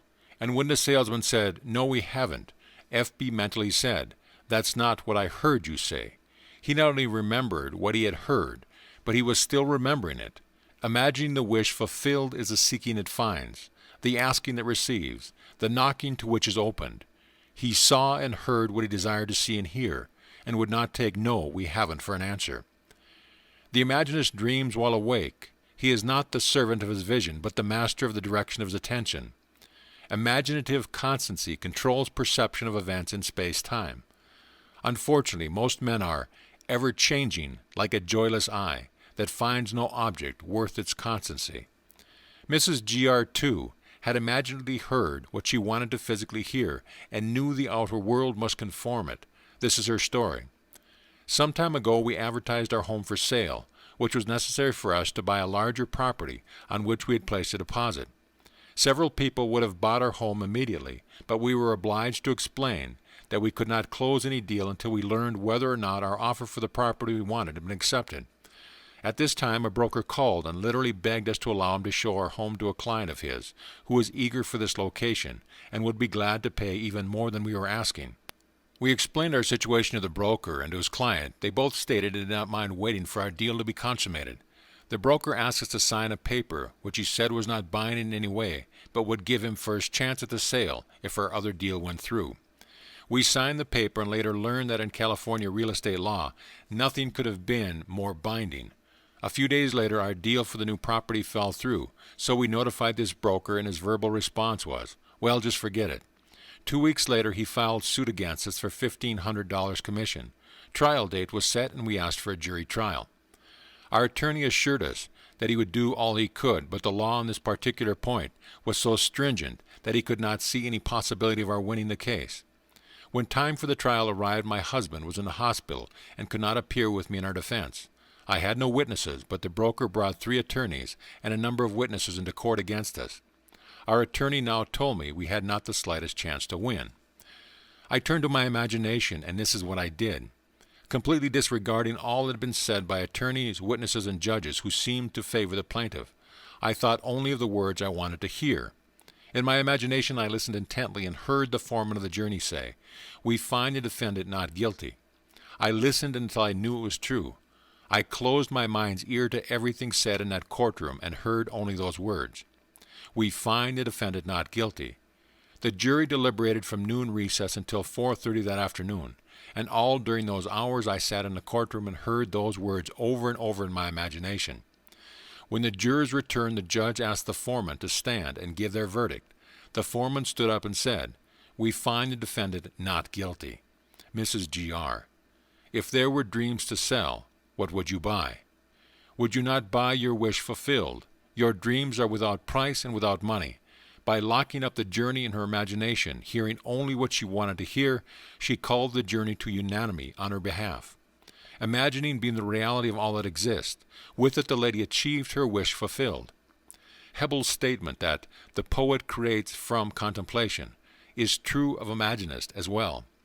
They know how to utilize their video-audio hallucination to create reality. Nothing is so fatal as conformity. We must not allow ourselves to be girt about by the ringed fixity of fact. Change the image and thereby change the fact. R.O. employed the art of seeing and feeling to create her vision and imagination. A year ago I took my children to Europe, leaving my furnished apartment in the care of my maid. When we returned a few months later to the United States, I found my maid and all my furniture gone. The apartment superintendent stated that the maid had my furniture moved by my request. There was nothing I could do at the moment, so I took my children and moved into a hotel. I, of course, reported the incident to the police and also brought in private detectives on the case. Both organizations investigated every moving company and every storage warehouse in New York City, but to no avail. There seemed to be absolutely no trace of my furniture nor of my maid. Having exhausted all outside services, I remembered your teaching and decided I would try using my imagination in this matter. So while seated in my hotel room, I closed my eyes and imagined myself in my own apartment sitting in my favorite chair and surrounded by all of my personal furnishing. I looked across the living room at the piano on which I kept pictures of my children. I would continue to stare at my piano until the entire room became vividly real to me. I could see my children's pictures and actually feel the upholstery of the chair, in which in my imagination I sat. The next day, as I came out of my bank, I turned to walk in the direction of my vacant apartment instead of toward my hotel. When I reached the corner, I discovered my mistake and was just about to turn back when my attention was drawn to a very familiar pair of ankles. Yes, the ankles belonged to my maid. I walked up to her and took hold of her arm. She was quite frightened, but I assured her all I wanted from her was my furniture. I called a taxi and she took me to the place in which her friends had stored my furnishing. In one day, my imagination had found what an entire big city police force and private investigators could not find in weeks. This lady knew of the secret of imagining before she called in the police, but imagining, in spite of its importance, was forgotten owing to attention being fixed on facts. However, what reasons failed to find by force, imagining found without effort. Nothing merely goes on, including the sense of loss, without its imaginal support. But imagining that she was seated in her own chair in her own living room, surrounded by her own furnishing, she withdrew the imaginal support she had given to her sense of loss, and by this imaginal change she recovered her lost furniture and reestablished her home. Your imagination is most creative when you imagine things as you desire them to be, building a new experience out of the dream of fancy. To build such a dream of fancy in her imagination, F.G. brought to play all of her senses: sight, sound, touch, smell, and even taste. This is her story. Since childhood I have dreamed of visiting faraway places. The West Indies particularly fired my fancy, and I would revel in the feeling of actually being there. Dreams are wonderfully inexpensive, and as an adult I continue to dream my dreams, for I had no money or time to make them come true. Last year I was taken to the hospital in need of surgery. I had heard your teaching, and while recuperating had decided to intensify my favorite daydream while I had time on my hands. I actually wrote to the Alcoa steamship line asking for free travel folders and pored over them, hour after hour, choosing the ship and the stateroom and the 7 ports I desired most to see. I would close my eyes and in my imagination would walk up the gangplank of that ship and feel the movement of the water as the great liner pushed its way into the free ocean. I heard the thud of the waves breaking against the sides of the ship, felt the steaming warmth of the tropical sun on my face, and smelled and tasted salt in the air as we all sailed through blue waters. For 1 solid week, confined to a hospital bed, I lived the free and happy experience of actually being on that ship. Then the day before my release from the hospital, I tucked the colored folders away and forgot them. 2 months later, I received a telegram from an advertising agency telling me I had won a contest. I remembered having deposited a contest coupon some months ago, before in a neighborhood supermarket, but had completely forgotten the act. I had won first prize, and wonder of wonders, it entitled me to a Caribbean cruise sponsored by the Alcoa steamship line. But the wonder didn't stop there. The very stateroom I had imaginedly lived in and moved about in while confined to the hospital bed had been assigned to me. And to make an unbelievable story even more unbelievable, I sailed on the one ship I had chosen, which stopped in not 1, but all of the 7 ports I desired to visit. F.G. To travel is the privilege, not of the rich, but of the imaginative. End of chapter. Chapter 7. Moods. This is an age in which the mood decides the fortunes of people, rather than the fortunes decide the mood. Sir Winston Churchill. Men regard their moods far too much as effects and not sufficiently as causes. Moods are imaginal activities, without which no creation is possible. We say that we are happy because we have achieved our goal. We do not realize that the process works equally well in the reverse direction, that we shall achieve our goal because we have assumed the happy feeling of the wish fulfilled. Moods are not the only result of the conditions of our life. They are also the causes of those conditions. In The Psychology of Emotions, Professor Ribbett writes, "An idea, which is only an idea, produces nothing and does nothing. It only acts if it is felt, if it is accompanied by an affective state, if it awakens tendencies, that is to say, motor elements." The lady in the following story so successfully felt the feeling of her wish fulfilled, she made her mood the character of the night, froze it in a delightful dream. Most of us read and love fairy stories, but we all know the stories of improbable riches and good fortunes are for the delight of the very young. But are they? I want to tell you of something unbelievably wonderful that happened to me through the power of my imagination, and I am not young in years. We live in an age which believes in neither fable nor magic, and yet everything I would possibly want in my wildest daydreams was given to me by the simple use of what you teach, that imagining creates reality, and that feeling is the secret of imagining. At the time this wonderful thing happened to me, I was out of a job and had no family to fall back upon for support. I needed just about everything. To find a decent job, I needed a car to look for it, and though I had a car, it was worn out, it was ready to fall apart. I was behind in my rent. I had no proper clothes to seek a job, and today it is no fun for a woman of 55 to apply for a job of any kind. My bank account was almost depleted, and there was no friend to whom I could turn. But I had been attending your lectures for almost a year, and my desperation forced me to put my imagination to the test. Indeed, I had nothing to lose. It was natural for me, I suppose, to begin by imagining myself having everything I needed. But I needed so many things in such a short order that I found myself exhausted when I finally got through the list, and by that time I was so nervous I could not sleep.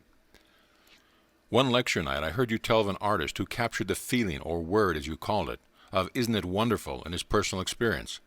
I began to apply this idea to my case. Instead of thinking of and imagining every article I needed, I tried to capture the feeling that something wonderful was happening to me. Not tomorrow, not next week, but right now. I would say over and over to myself as I fell asleep, "Isn't it wonderful? Something marvelous is happening to me now." And as I fell asleep, I would feel the way I expect to feel under such circumstances. I repeated that imaginary action and feeling for 2 months, night after night, and one day in early October, I met a casual friend I hadn't seen for months, who informed me he was about to leave on a trip to New York. I had lived in New York many years ago, and we talked of the city a few moments and then parted. I completely forgot the incident. 1 month later to that day, this man called at my apartment and simply handed me a certified check in my name for $2,500. After I got over the initial shock of seeing my name on the check for so much money, the story that unfolded seemed to me like a dream. It concerned a friend I had not seen nor heard from in more than 25 years. This friend of my past, I now learned, had become extremely wealthy in those 25 years. Our mutual acquaintance who had brought the check to me had met him quite by accident during the trip to New York last month. During their conversation they spoke of me, and for reasons I did not know, for this day, I have not heard from him personally, and have never attempted to contact him.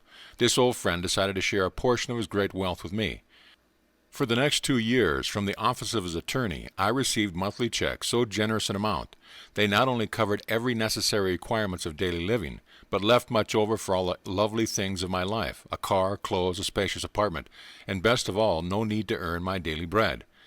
This past month I received a letter and some legal papers to be signed which provide the continuation of this monthly income for the rest of my natural life. If a fool would persist in his folly, he would become wise. Sir Winston calls on us to act on the assumption that we already possess that which we sought to assume a virtue, if we have it not. Is this not the secret of miracles? Thus the man with palsy was told to rise, to take up his bed and walk, to mentally act as if he were healed, and when the actions of his imagination corresponded with the actions which he would physically perform were he healed, he was healed. This is a story about which some may say, it would have happened anyway, but those who read it carefully will find room to wonder.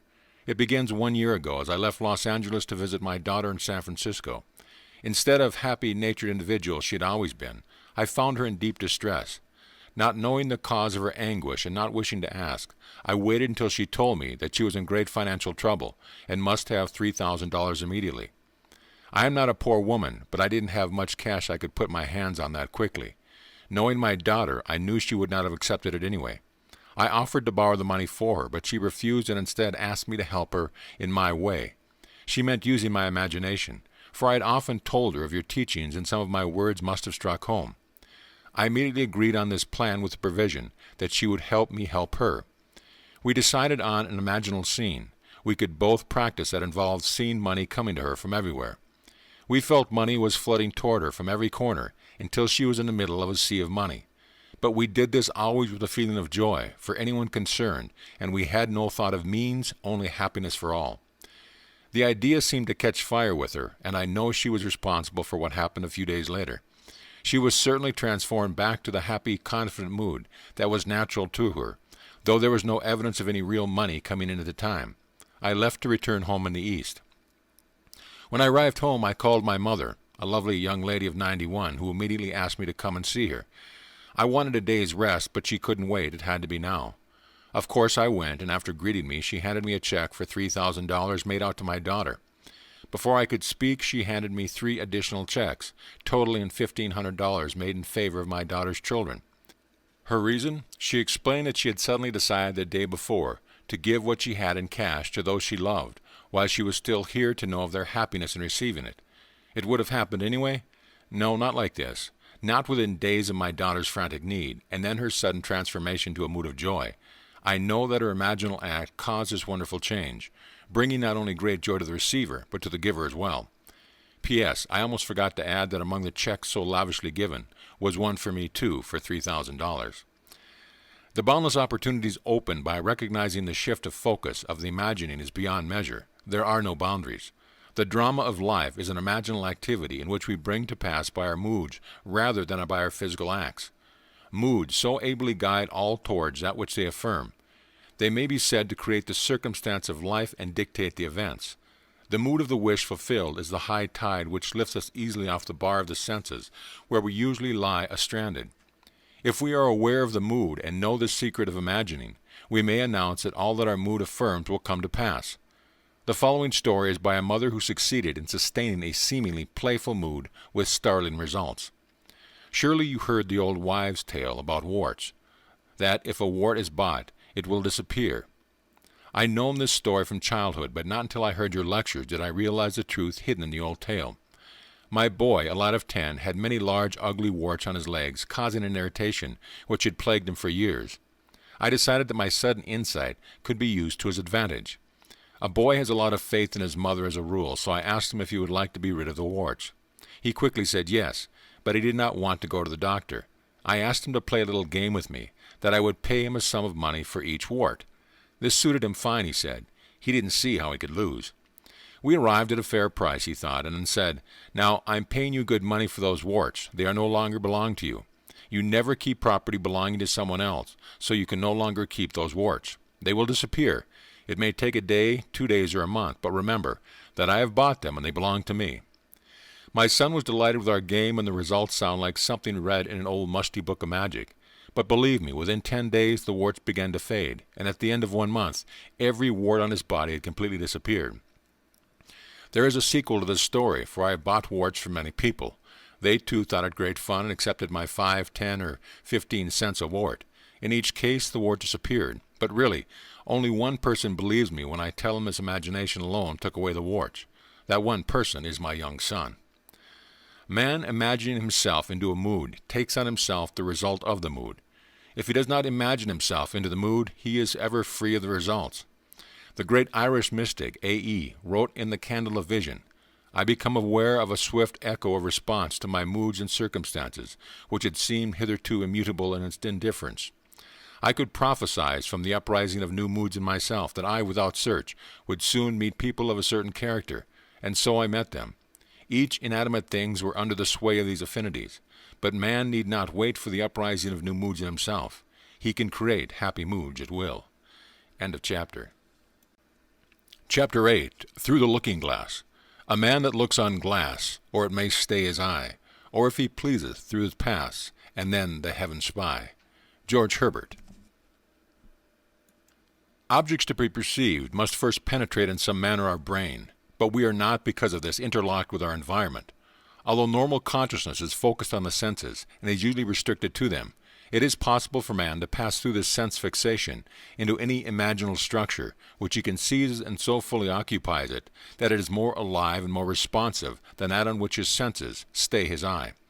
If this were not true, man would be an automaton reflecting life, never affecting it. Man, who is all imagination, is not tenant to the brain but landlord. He need not rest content with the appearance of things. He can go beyond perceptual to conceptual awareness. This ability to pass through the mechanical reflective structure of the senses is the most important discovery man can make. It reveals man as a center of imagining, with powers of intervention which enable him to alter the course of observed events, moving from success to success through a series of mental transformation in himself. Attention, the spearhead of imagining, may be either attracted from without as his senses stay on his eyes, or directed from within, if he pleases, and through the senses pass into the wish fulfilled.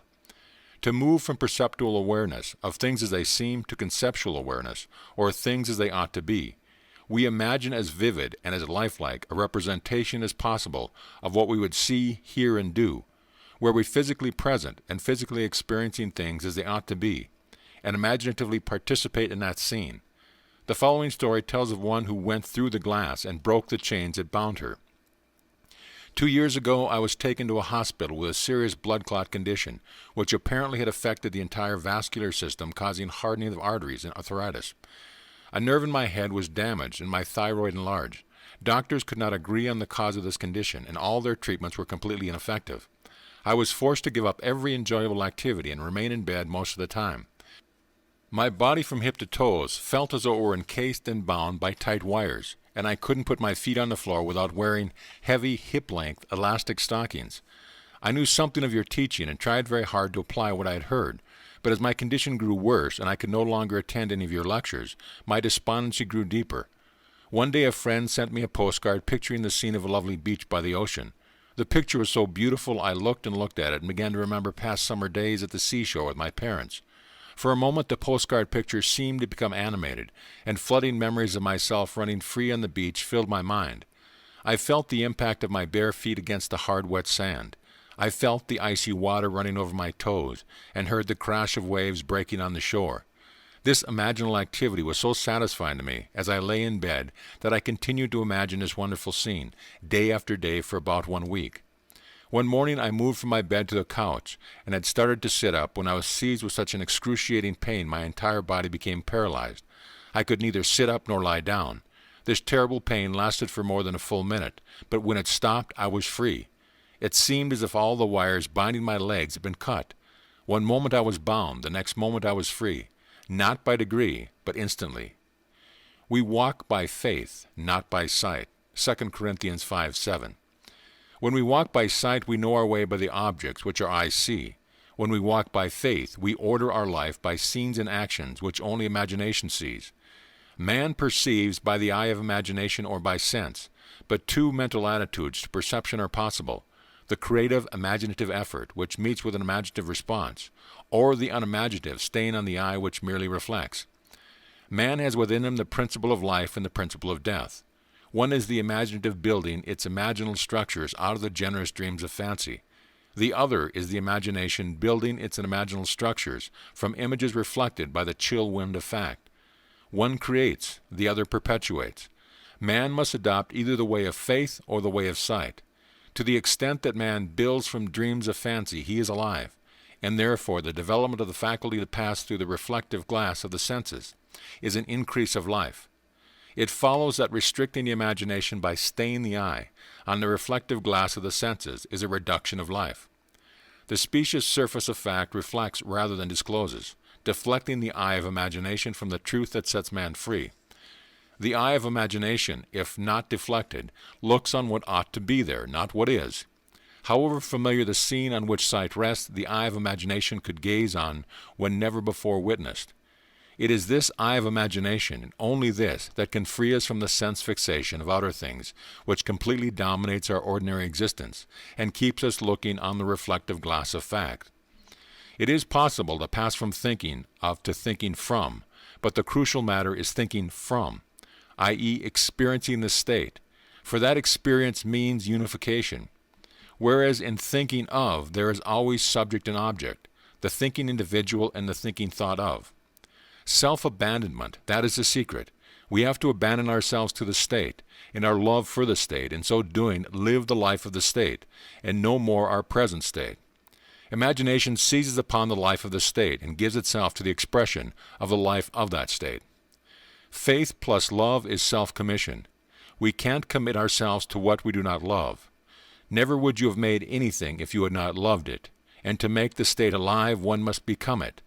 I live it, yet not I. God lives in me. And the life I now live in the flesh, I live by the faith of God, who loved me and gave himself for me. God loved man. He's created and became man in faith, that his act of self-commission would transform the created into the creative. We must be imitators of God as dear children, and commit ourselves to what we love. As God who loved us committed himself to us, we must be the state to experience the state. The center of consciousness, imagining, can be shifted, and what we are now mere wishes, imaginal activities keyed low, brought into penetrating focus and centered. Entrance commits us to the state. The possibilities of such shifting of the center of imagining are startling. The activities concerned are physical throughout. The shifting of the center of imagining is not brought about by spatial travel, but by a change in what we are aware of. The boundary of the world of sense is a subjective barrier. So long as the senses take notice, the eye of imagination is deflected from the truth. We do not get far unless we let go. This lady let go with immediate and miraculous results. Thank you for the golden key. It was released my brother from the hospital from pain and probable death, for he was facing a fourth major operation with little hope of recovery. I was very concerned and attempting to use what I had learned about my imagination. I first asked myself what my brother truly desired. Does he want to continue in this body, or does he desire to be free of it?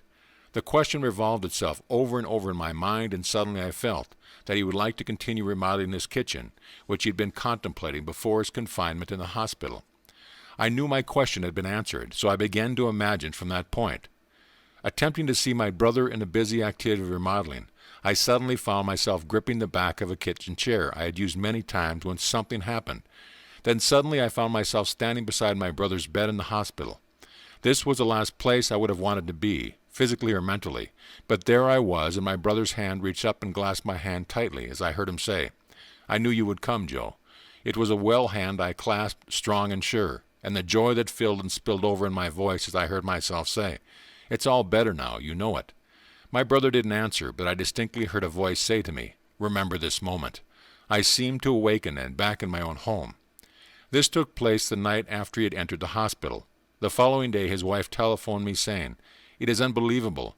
The doctor can't account for it, Joe, but no operation is necessary. He's so improved that we have agreed to release him tomorrow." The following Monday my brother went back to his work and has been perfectly well since that day. Not facts, but dreams of fancy shape our lives. She needed no compass to find her brother, nor tools to operate, only the eye of imagination. In the world of sense, we see what we have to see. In the world of imagination, we see what we want to see. And seeing it, we create it for the world of sense to see. We see the outer world automatically. Seeing what we want to see demands voluntary and conscious imaginative effort. Our future is our own imaginal activity in its creative march. Common sense assures us that we are living in a solid and sensible world, but this is so seemingly solid world is in reality imaginal through and through. The following story proves that it is possible for an individual to transform the center of imagining to some greater or lesser degree to a distant area, and not only do so without moving physically, but to be visible to others who are present at that point in space-time. And if this be a dream, then is all that we see or dream but a dream within a dream. Seated in my living room in San Francisco, I imagined I was in my daughter's living room in London, England. I surrounded myself so completely with that room, which I knew intimately, that I suddenly found myself actually standing in it. My daughter was standing by her fireplace, her face turned away from me. A moment later she turned and our eyes met. I saw such a startled, frightened expression on her face that I, too, became emotionally upset and immediately found myself back in my living room in San Francisco. 5 days later I received an airmail letter from my daughter, which had been written on the day of my experiment with imaginal travel. In her letter, she told me she had seen me in her living room that day, just as real as I was actually standing there in the flesh. She confessed she had been very frightened, and that before she could speak I had vanished. The time of this visitation, as she gave it in her letter, was exactly the time I had begun the imaginative action, allowing, of course, for the difference in time between the 2 points. She explained that she told her husband of this amazing experience, and he insisted that she write to me immediately, as she stated. Your mother must have died or is dying, but I wasn't dead or dying, but very much alive and very excited by this marvelous experience. Nothing can act but where it is, with all my heart, only where is it? Thomas Carlyle. Man is all imagination, therefore a man must be where he is in imagination, for his imagination is himself. Imagination is active at and through any state that is aware of. If we take shifting of awareness seriously, there are possibilities beyond belief. The senses join man in forced and unholy wedlock to what, were her imaginatively awake, he would put asunder. We need not feed on sense data. Shift the focus of awareness and see what happens. However little we move mentally, we should perceive the world under a slightly changed aspect. Awareness is usually moved about in space by movement of a physical organism, but it need not be so restricted. It can be moved by a change in what we are aware of. Man is manifesting the power of imagination, whose limits he cannot define. To realize that the real self, imagination, is not something enclosed within the spatial boundary of the body is most important. The foregoing story proves that when we meet a person in the flesh, that his real self need not be present in space where his body is. It also shows that sense perception can be thrown into operation outside of the normal physical means, and that the sense data produced is of the same kind as those who occur in normal perception.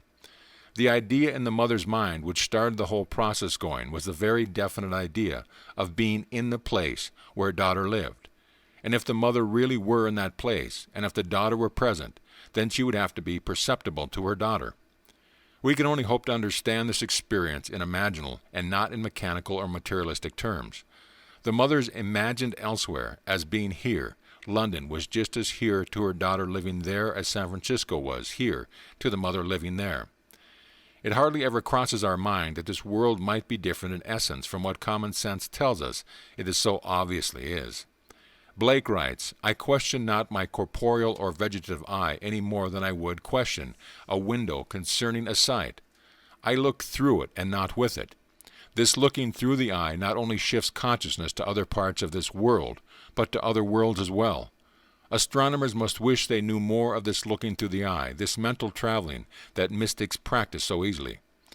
I travel through a land of men and women too, and heard and saw such dreadful things as cold earth wonders never knew. Mental traveling has been practiced by awakened men and women since the earliest days. Paul states, I know a man in Christ who 14 years ago was caught up to the third heaven. Whether in the body or out of the body, I not know. God knows. 2 Corinthians 12. Paul is telling us that he is the man and that he traveled by the power of imagination or Christ. In his next letter to the Corinthians he writes, Test yourselves. Do you not realize that Jesus Christ is in you? We need not be dead in order to enjoy spiritual privileges. Man is all imagination and God is man. Test yourself as his mother did. Sir Arthur Eddington said that all we have the right to say of the external world is that it is a shared experience. Things are more or less real according to the extent to which they are capable of being shared with others, or with ourselves at another time, but there is no hard and fast line. Accepting Eddington's definition of reality as shared experience, the above story is as real as the earth or the color for it was shared by both mother and daughter. The range of imagining is such that I must confess that I do not know what limits, if any, there is to the ability to create reality. All these stories show us one thing, that an imaginal activity implying the wish fulfilled must start in the imagination apart from the evidence of the senses in that journey that leads to the realization of desire. End of chapter. Chapter 9. Enter into. If the spectator would enter into these images in his imagination, approaching him on the fiery chariot of his contemplative thought, if he could, make a friend and companion of one of those images of wonder, which always entreats him to leave mortal things, as he must know, then would he arise from his grave. Then would he meet the Lord in the air, and then he would be happy. Blake. Imagination, it seems, will do nothing that we wish until we enter into the image of the wish fulfilled. Does not this entering into the image of the wish fulfilled resemble Blake's void outside of existence, which if entered into, englobes itself and becomes a womb? Is this not the true interpretation of the mythical story of Adam and Eve? Man in his emanation. Are not man's dreams of fancy his emanation, his Eve in whom he plants himself in all her nerves, just as husbandman his mold, and she becomes his dwelling place, and garden fruitful 70-fold. The secret of creation is the secret of imagining, first desiring and then assuming the feeling of the wish fulfilled, until the dream of fancy, the void outside existence, is entered and englobes itself and becomes a womb, a dwelling place and garden fruitful 70-fold. Note well that Blake urges us to enter into these images. This entering into the image makes it englobe itself and become a womb. Man, by entering a state, impregnates it and causes it to create what the union implies. Blake tells us that these images are shadowy to those who dwell not in them, mere possibilities, but to those who enter in them they seem the only substance. On the way to the West Coast, I stopped in Chicago to spend the day with friends. My host was recovering from a severe illness, and his doctor advised him to move to a one-story house. Acting upon the doctor's advice, he had purchased a one-story home suited to his needs. But he was now confronted with the fact that there seemed to be no buyer for his large three-story home. When I arrived, he was very discouraged. In trying to explain the law of constructive imagining to my host and his wife, I told them the story of a very prominent New York woman who had come to see me concerning the rental of her apartment. She maintained a lovely city apartment and a country home, but it was absolutely essential that she rent her apartment if she and her family were to spend the summer at their country home. In previous years, the apartment had been rented without any difficulty early in the spring, but at the time she came to see me, the season for summer sublets was seemingly over. Although the apartment had been in the hands of a good real estate agent, no one had seemed interested in renting it. I told her what to do in her imagination. She did it. In less than 24 hours, her apartment was rented. I explained how she, by the constructive use of her imagination, had rented her apartment. At my suggestion, before she went to sleep that night in her apartment in the city, she imagined she was lying in her bed in her country home. In her imagination, she viewed the world from the country home rather than from the city apartment. She smelled the fresh country air. She made this so real that she actually drifted off to sleep, feeling that she was in the country. That was on a Thursday night. At 9 o'clock the following Saturday morning, she phoned me from her country home and told me that on Friday a highly desirable tenant, who met all of her requirements, not only rented her apartment, but rented it on the one condition that he could move in that very day. I suggested to my friends that they build an imaginal structure, as this woman had done, and that was to sleep, imagining that they were physically present in their new home. Feeling that they sold their old home, I explained to them the wide difference between thinking of an image of their new house and thinking from the image of their new house. Thinking of it is a confession they are not in it. Thinking from it is proof that they are in it. Entering into the image would give substance to the image. Their physical occupancy of the new house would follow automatically. I explained that what the world looks like, depending entirely on where man is when he makes his observation. And man, being all imagination, must be where he is in imagination. This concept of causation disturbed them, for it smacked of magic or superstition, but they promised they would try it. I left that night for California, and the following evening the conductor on the train in which I was traveling handed me a telegram. It read, "House sold, midnight last."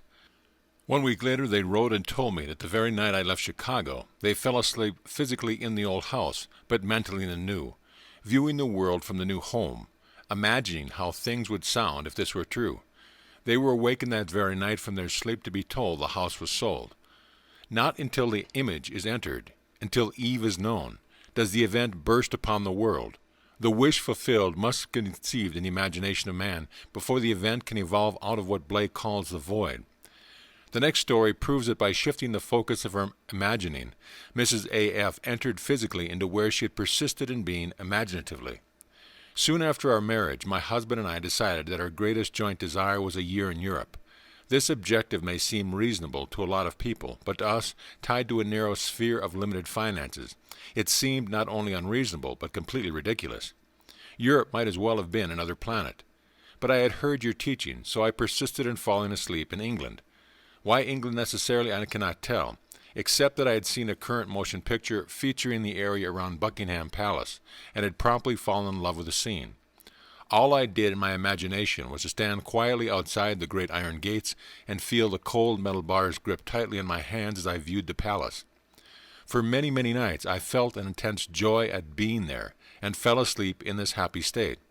Soon after, my husband met a stranger at a party, who within 1 month was instrumental in securing a teaching fellowship for him at a great university.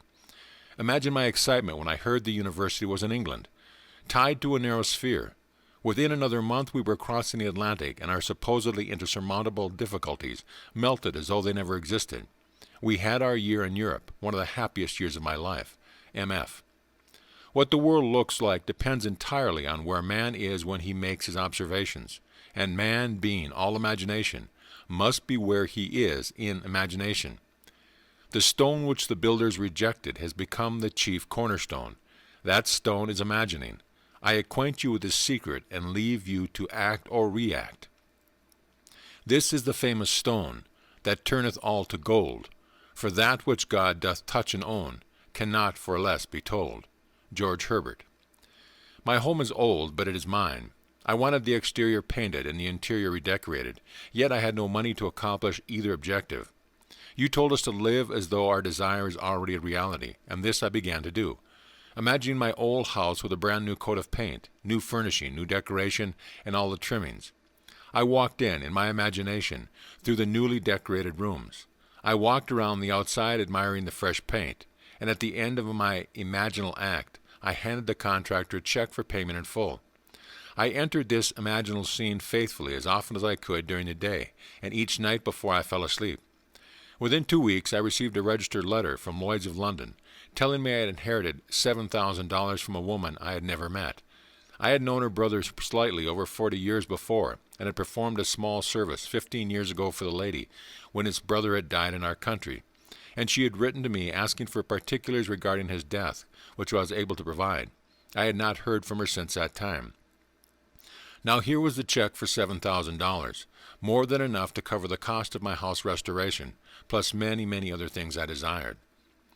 He who does not imagine in stronger and better lineaments, and in stronger and better light than his perishings and mortal eye can see, does not imagine at all. Unless the individual imagines himself someone else, or somewhere else, the present conditions and circumstances of his life will continue in being and his problems recur. For all events renew themselves from this constant images. By him they were made, by him they continue in being, and by him they can cease to be. The secret of causation is in the assembled imagery. But a word of warning, the assemblage must have meaning. It must imply something, or will not form the creative activity, the word. End of chapter. Chapter 10. Things which do not appear. What is seen was made out of things which do not appear. Hebrew 11:3. Human history, with its forms of governments, its revolutions, its wars, and in fact the rise and fall of nations, could be written in terms of the rise and fall of ideas implanted in the minds of men. Herbert Hoover. The secret of imagining is the greatest of all problems, to the solutions of which the mystic aspires. Supreme power, supreme wisdom, supreme delight, he in the far-off solution of this mastery. Douglas Fawcett. To refuse to recognize the creative power of man's invisible, imaginal activity is too great to be argued with. Man, through his imaginal activity, literally calls into existence the things that do not exist. By man's imaginal activity all things are made, and without such activity was nothing anything made that was made. Such causal activity could be defined as an imaginal assemblage of images, which occurring some physical event invariably takes place. It is for us to assemble the images of happy outcome, and then keep from interfering. The event must not be forced, but allowed to happen. If imagination is the only thing that acts, or is, in existing beings of men, as Blake believed, then we should never be certain that it was not some woman treading in the winepress who began that subtle change in men's mind. This grandmother is daily treading the winepress for her little granddaughter. She writes, "This is one of those things that make my family and friends say, 'We just don't understand it.' Kim is 2.5 years old now. I took care of her for a month after she was born, and did not see her again until a year ago, and then only for 2 weeks. However, during this past year every day I have taken her on my lap in my imagination, and cuddled her and talked to her. In these imaginal acts I go over all the wonderful things about Kim. God is growing through me. God is loving through me, etc. At first I would get the response of a very young child. When I started, "God is growing through me," she would reply, "Me?" Now as I start, she completes the whole sentence. Another thing that has happened is, as the months have passed, as I take her in my imagination, on my lap she has grown constantly larger and heavier. Kim hasn't even seen a picture of me in the past year, and at most I could only be a name to her. Now sometime each day her family tells me she starts talking about me, to no one in particular, just talking. Sometimes it goes on for an hour, or she goes to the phone and pretends to call. In her monologue are such bits as, "My Dee loves me. My Dee always comes to see me every day." Even though I know what I've been doing in my imagination, it has caused me to wonder much. All imaginative men and women are forever casting forth enchantments, and all passive men and women, who have no powerful imaginative lives, are continually passing under the spell of their power. There is no form in nature which is not produced by and sustained by some imaginal activity. Therefore, any change in the imaginal activity must result in a corresponding change in form. To imagine a substitute image for unwanted or defective content is to create it. If only we persist in our idea, imaginal activity, and do not let lesser satisfaction suffice, ours shall be the victory. When I read in Seed Time and Harvest the story of the schoolteacher who, through her imagination, in daily revision, transformed a delinquent pupil into a lovely girl, I decided to do something about a young boy in my husband's school. To tell all the problems involved would take pages, for my husband has never had such a difficult child, nor such a trying parent situation. The lad was too young to be expelled, yet the teacher refused to have him in their classes. To make matters worse, the mother and grandmother literally camped on the school grounds, making trouble for everyone. I wanted to help the boy, but alas, wanted to help my husband. So nightly I constructed two scenes in my imagination. One, I saw a perfectly normal, happy child. Two, I heard my husband say, "I can't believe it, dear, but you know R. is acting like a normal boy now, and it is heaven not having those two women around." After 2 months of persisting in my imaginal play, night after night, my husband came home and said, "It's like heaven around school." Not exactly the same words, but close enough for me. The grandmother had become involved in something that took her out of town, and the mother had to accompany her. At the same time, a new teacher had welcomed the challenge of R, and he was progressing wonderfully well into all I imagined for him. It is useless to hold standards that we do not apply. Unlike Portia, who said, "I can easier teach 20 what good to be done than be one of the 20 to follow my own teaching." G.B. allowed her own teaching. It is fatally easy to make the acceptance of the imaginal faith a substitute for living by it. "He has sent me to bind up the broken-hearted, to proclaim liberty to the captives, and the opening of the prison to those who are bound." Isaiah 61:1. End of chapter. Chapter 11. The Potter. "Arise and go down to the potter's house, and there I will let you hear my words. So I went down to the potter's house, and there he was working at his wheel. And the vessel he was making of clay was spoiled in the potter's hand, and he reworked it into another vessel, as it seemed good to the potter to do." Jeremiah 18:2-4. The word translated potter means imagination. Out of the material others would have thrown away as useless, an awakened imagination refashions it as it ought to be. "O Lord, thou art our Father, we are the clay, and thou art our potter. We are all the work of thy hand." Isaiah 64:8. This conception of creation as a work of imagination, and the Lord our Father as our imagination, will take us further into the mystery of creation than any other guide. The only reason people do not believe in this identity of God and human imagination is that they are unwilling to assume the responsibility for their frightful misuse of imagination. Divine imagination has descended to the level of human imagination, that human imagination may ascend to divine imagination. The 8th Psalm says that man was made a little lower than God, not a little lower than the angels, as the King James Version mistakenly translates it. Angels are the emotional dispositions of man and are therefore his servant and not his superior, as the author of Hebrew tells us, Hebrew 1:14. Imagination is the real man and is one with God. Imagination creates, conserves, and transforms. Imagination is radically creative when all imaginative activity based on memory disappears. Imagination is conservative when its imaginal activity is fed with images supplied mainly by memory. Imagination is transformative when it varies a theme already in being, when it mentally alters a fact of life, when it leaves the fact out of the remembered experience, or puts something in its place if it upsets the harmony it desires. Through the use of her imagination, this talented young artist has made her dream a reality.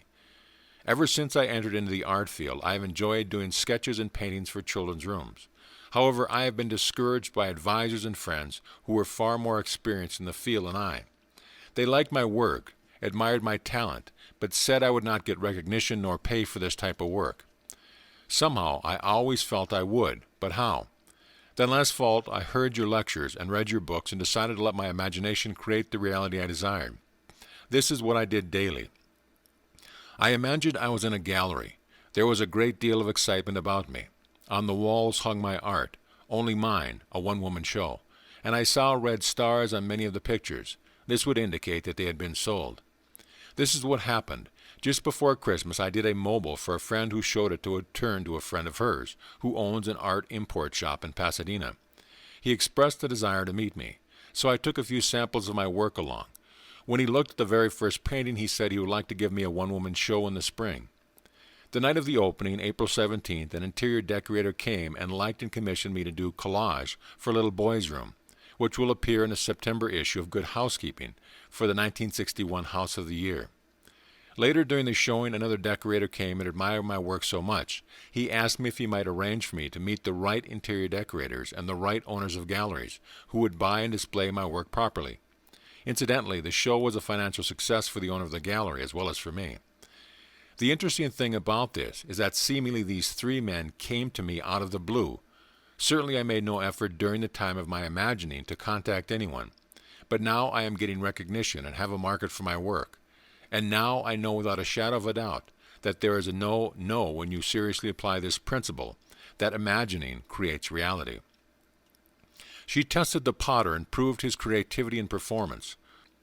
Only the indolent mind would fail to rise to this challenge. Paul states, "The Spirit of God dwells in you." Now examine yourselves to see whether you are holding to your faith. Test yourself. Do you not realize that Jesus Christ is in you? Unless indeed you fail to meet the test, I hope you will find out that we have not failed. If all things were made through him, and without him was not anything made that was made, it should not be difficult for man to test himself to find out who this Creator in himself is. The test will prove to man that his imagination is the one who gives life to the dead and calls into existence the things that do not exist. Romans 4:17. The potter's presence in us is inferred from what he does there. We cannot see him there as one, not ourselves. The nature of the potter, Jesus Christ, is to create, and there is no creation without him. Every recorded story in this book is just such a test as Paul asked the Corinthians to make. God really and truly exists in man, in every human being. God wholly becomes us. He is not our virtue, but our real selves, our imagination. The following illustrations from the mineral world may help us to see how supreme imagining and human imagining could be one and the same power, and yet be vastly different in their creativity. Diamond is the world's hardest mineral. Graphite, used in lead pencils, is one of the softest. Yet both minerals are pure carbon. The vast difference in the properties of these two forms of carbon is believed to be caused by the different arrangements of the carbon atoms. But whether the difference is produced by a different arrangement of the carbon atoms or not, all agree that diamond and graphite are one substance, pure carbon. The purpose of life is the creative realization of desire. Man lacking desire could not exist efficiently in a world of continuous problems requiring continuing solutions. A desire is an awareness of something we lack or need to make life more enjoyable. Desires always have some personal gain in view. The greater the anticipated gain, the more intense the desire. There is no really unselfish desire. Even when our desire is for another, we are still seeking to gratify desire. To attain our desire, we should imagine scenes implying their fulfillment and enact the scene in our imagination, if only momentarily, with a joy sufficiently felt within its limits to make it natural. It is like a child dressing up and playing queen. We must imagine we are what we would like to be. We must play it in imagination first, not as a spectator, as an actor. This lady imaginatively played queen by being where she wanted to be in her imagination. She was the true actor in this theater. My desire was to attend a matinee performance of a famous pantomime currently playing in one of the largest theaters in our city. Because of the intimate nature of this art, I wanted to sit in the orchestra, but I didn't even have the price of a balcony seat. The night I determined to have this pleasure for myself, in my imagination, I fell asleep watching the wondrous performer. In my imaginal act, I sat at an orchestra-centered seat, heard the applause as the curtain rose, and the artist came on stage, and I actually felt the intense excitement of this experience. The next day, the day of the matinee performance, my financial condition had not changed. I had exactly $1.37 in my purse. I knew I must use the dollar to buy gas for my car, which would leave me with 37 cents. But I also knew I had faithfully slept in the feeling of being at the performance, so I dressed myself for the theater. While changing articles from one purse to another, I found a dollar bill and 45 cents in change hidden in the pocket of my seldom used opera purse. I grinned to myself, realizing that gasoline money had been given to me. So would the balance of my theater ticket be given to me? Gaily I finished dressing and left for the theater. Standing before the ticket window, my confidence dwindled as I gazed at the prices and saw $3.75 for orchestra seats. With a feeling of dismay, I turned away quickly and walked across the street to a cafe for a cup of tea. I had spent 16 cents on my tea before I remembered seeing the price of balcony seats on the ticket window list. Hurriedly, I counted my change and found I had $1.66 left. Running back to the theater, I bought the cheapest seat available, which cost $1.55. With 1 dime left in my purse, I went through the entrance, and the usher tore my ticket in half, saying, "Upstairs left, please." The performance was about to begin, but ignoring the usher's instructions, I walked into the main floor's ladies' restroom, still determined to sit in the orchestra section. I sat down, closed my eyes, and kept my inward sight riveted on the stage from the direction of the orchestra. At that moment, a group of women walked into the restroom, all talking at once, but I heard only one conversation, as a woman speaking to her companion said, "But I waited and waited until the last moment. Then she called and said she couldn't make it. I would have given her ticket away, but it's too late now." Not realizing it, I handed the usher both tickets, and he tore them in half before I could stop. I almost laughed aloud. Getting up, I walked over to this lady and asked if I might use the extra ticket she had, instead of the balcony seat I had bought. She was charming and kindly invited me to join her party. The ticket she handed me was for an orchestra section, center seat, 6th row from the stage. I sat in the seat only moments before the curtain rose on a performance I had witnessed the night before from that seat, in my imagination. We must actually be in imagination. It is one thing to think of the end, and another thing to think from the end. To think from the end, to enact the end, is to create reality. The inner actions must correspond to the actions we would physically perform after these things should be. To live wisely, we must be aware of an imaginal activity, and see to it that it is faithfully shaping the end we desire. The world is clay. Our imagination is the potter. We should always imagine ends that are of value or promise well. He who desires but acts not breeds pestilence. What's done flows from what's imagined. Outward forms reveal the imagings of man. Man is the shuttle to whose winding quest and passage through these looms God ordered motion, but ordained no rest. I run a small business, solely owned, and a few years ago it seemed that my venture would end in failure. For some months, sales had fallen steadily, and I found myself in a financial jam, along with thousands of other small businessmen, as this period spanned one of our country's minor recessions. I was badly in debt and needed at least $3,000 almost immediately. My auditors advised me to close my door and try to salvage what I could. Instead, I turned to my imagination. I knew your teaching, but had never actually attempted to solve any problem in this manner. I was frankly skeptical of the entire idea that imagination can create reality, but I was also desperate, and desperation forced me to test your teaching. I imagined my office receiving $4,000 unexpectedly in remittances due. This money would have to come from new orders, as my accountant's receivable were practically non-existent. But this seemed far-fetched, as I hadn't received this much in sales during the last 4 months or more. Nevertheless, I kept my imaginal picture of receiving this amount of money steadily before me for 3 days. Early the 4th morning, a customer I had not heard from in months called me on the telephone, asking me to come and see him personally. I was to bring a quotation previously given him for machinery needed by his factory. The quotation was months old, but I dug it out of my files and lost no time in arriving at his office that day. I wrote out the order which he signed, but I saw no immediate help for me in the transaction, as the equipment he wanted would take from 4 to 6 months for factory delivery, and of course my customer did not have to pay for it until delivered. I thanked him for the order and rose to leave. He stopped me at the door and handed me a check for a little over $4,000, saying, "I want to pay for the merchandise now in advance, for tax purposes, you know. You don't mind?" "No, I don't mind." I realized what had happened the moment I took the check into my hands. Within 3 days, my imaginal act had done for me what I had been able to do in months for desperate financial shuffling. I now know that imagination could have brought $40,000 into my business just as easily as $4,000. Our Lord, thou art our Father. We are the clay, and thou art our potter. We are all the work of thy hand. End of chapter. Chapter 12, Attitudes. Mental things are alone real. What is called corporeal, nobody knows of its dwelling place. It is in fallacy, and its existence an imposture. Where is the existence out of mind or thought? Where is it but in the mind of a fool? Blake. Memory, though faulty, is adequate to call for sameness. If we remember another as we have known him, we recreate him in that image, and the past will be recognized in the present. Imagining creates reality. If there is room for improvement, we should reconstruct him with new content. Visualize him as we would like him to be, rather than we have him bear the burden of our memory of him. Everything possible to be believed is an image of truth.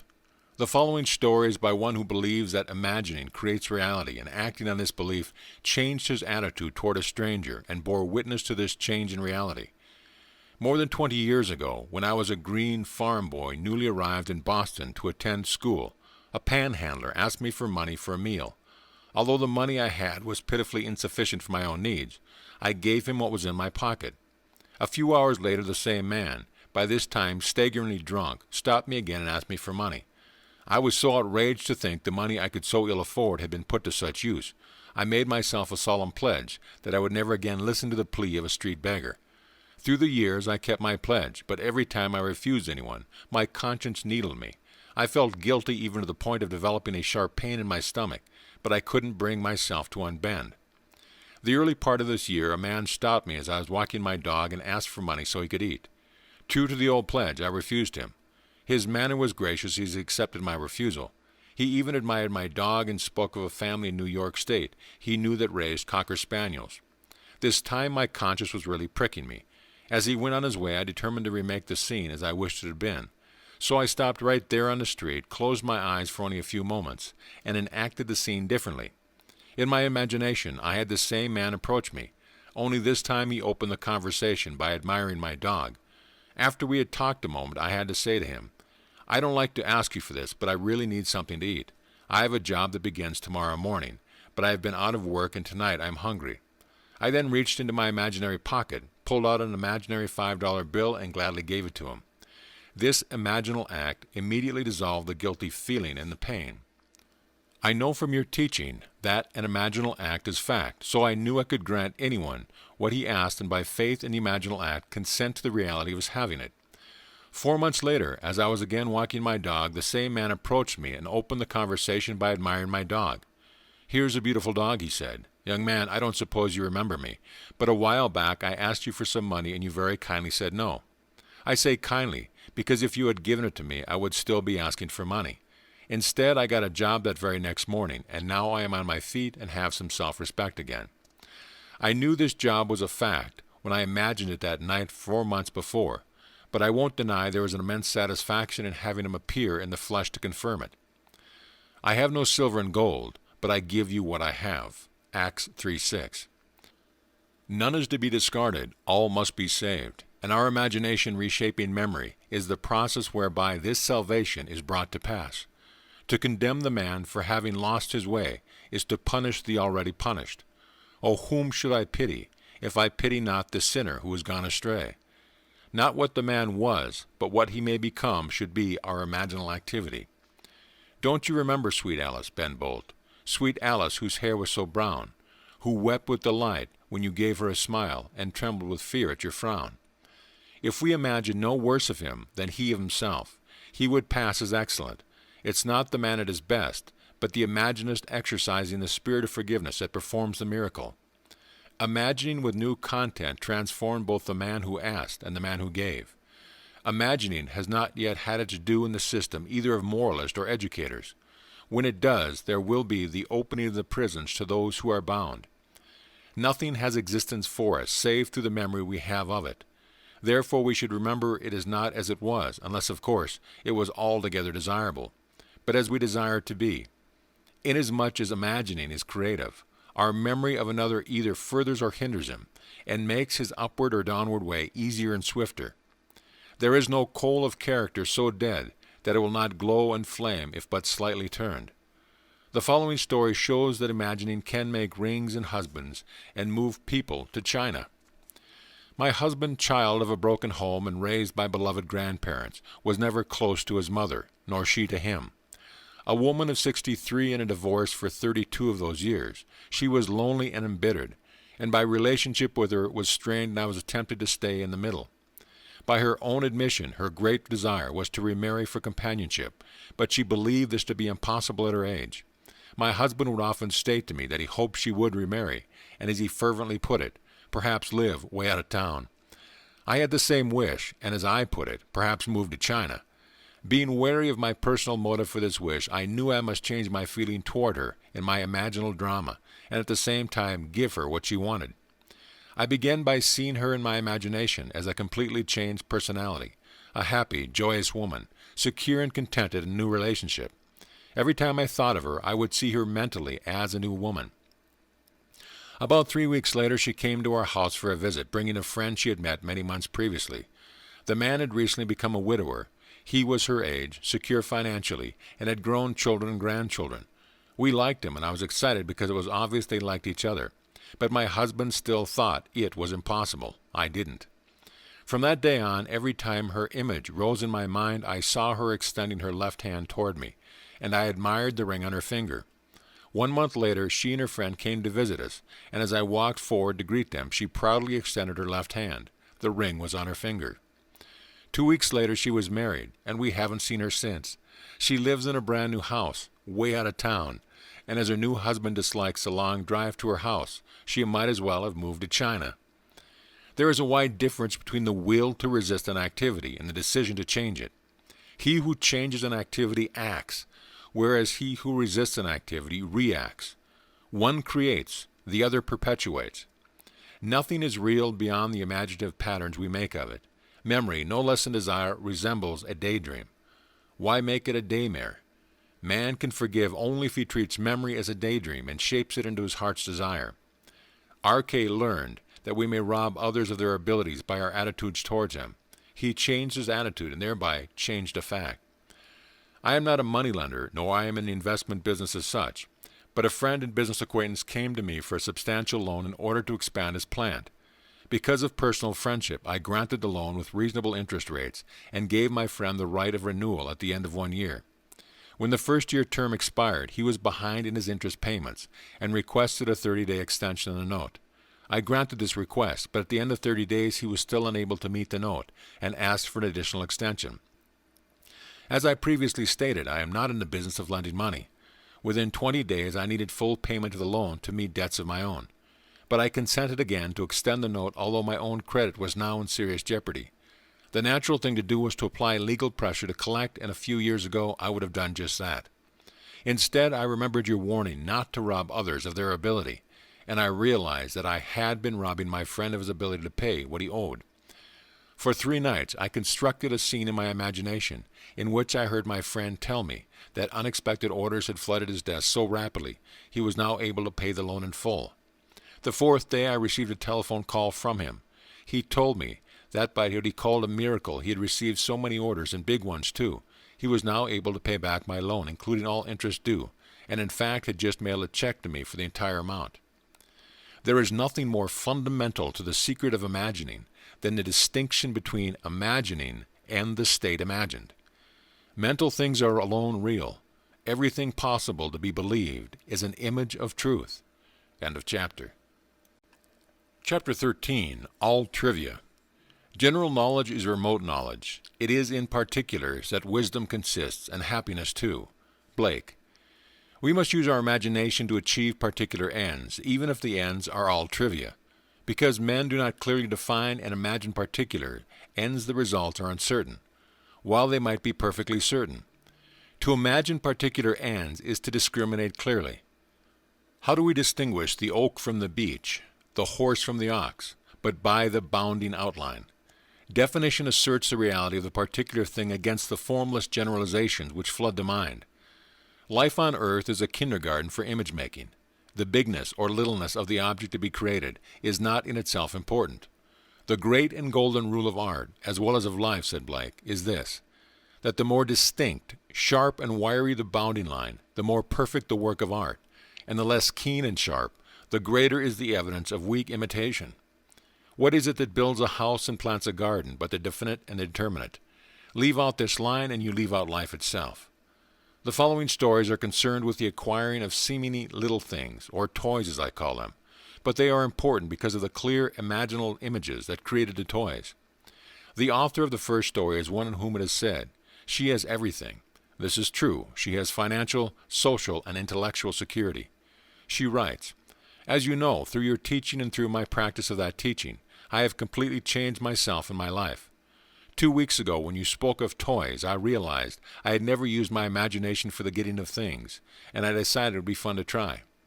You told of a young woman who was given a hat by merely wearing that hat in her imagination. The last thing on earth I needed was a hat, but I wanted to test my imagination for this getting of things, so I selected a hat pictured in a fashion magazine. I cut the picture out and stuck it on the mirror of my dressing table. I studied the picture carefully.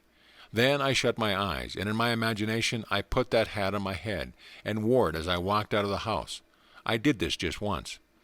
The following week I met some friends for luncheon, and one of them was wearing the hat. We all admired it. The very next day I received a parcel by special delivery messenger. The hat was in the parcel. The friend who had worn it that day before had sent the hat to me with a note saying she did not particularly care for the hat and didn't know why she had bought it in the first place, but for some reason she thought it would look well on me, and would I please accept it. G.L. Movement from dreams to things is the power driving humanity. We must live wholly on the level of imagination, and it must be consciously and deliberately undertaken. All my life I have loved birds. I enjoy watching them, hearing their chatter, feeding them, and I am particularly fond of the small sparrow. For many months I have fed them crumbs of morning bread, wild birdseed, and anything I believed they would eat. And for all those months I have been frustrated as I watched the larger birds, particularly the pigeons, command the area, gobbling up most of the good seed and leaving the husk for my sparrows. To use my imagination on this problem seemed facetious to me at first, but the more I thought of it, the more interesting the idea became. So one night I sat about seeing the little birds come in for their full share of daily offering, and I would tell my wife that the pigeons no longer interfered with my sparrows, but took their share like gentlemen, and then left the area. I continued this imaginary action for almost 1 month. Then one morning I noticed that the pigeons had disappeared. The sparrows had breakfast all to themselves for a few days. For those few days no larger bird entered the area. They did return eventually, but to this day they have never again infringed on the area occupied by my sparrows. They stay together, eating what I put out for them, leaving a full share of the area to my tiny friends. And you know, I actually believe the sparrows understand. They no longer seem to be afraid when I walk among them. This lady proves that unless our heart is in the task, unless we imagine ourselves right into the feeling of our wish fulfilled, we are not there. For we are all imagination, and must beware and what we are in imagination. In early February, my husband and I had been in our new house 1 month, a home lovely beyond telling. Perched on a rugged cliff with the ocean for our front yard, wind and sky for neighbors and seagulls for guests, we were ecstatic. If you have experienced the joy and woe of building your own house, you know how completely filled with happiness you are, and how completely empty your purse is. 100 lovely things clamored to be bought for the house, but the one thing we wanted most of all was the most useless, a picture.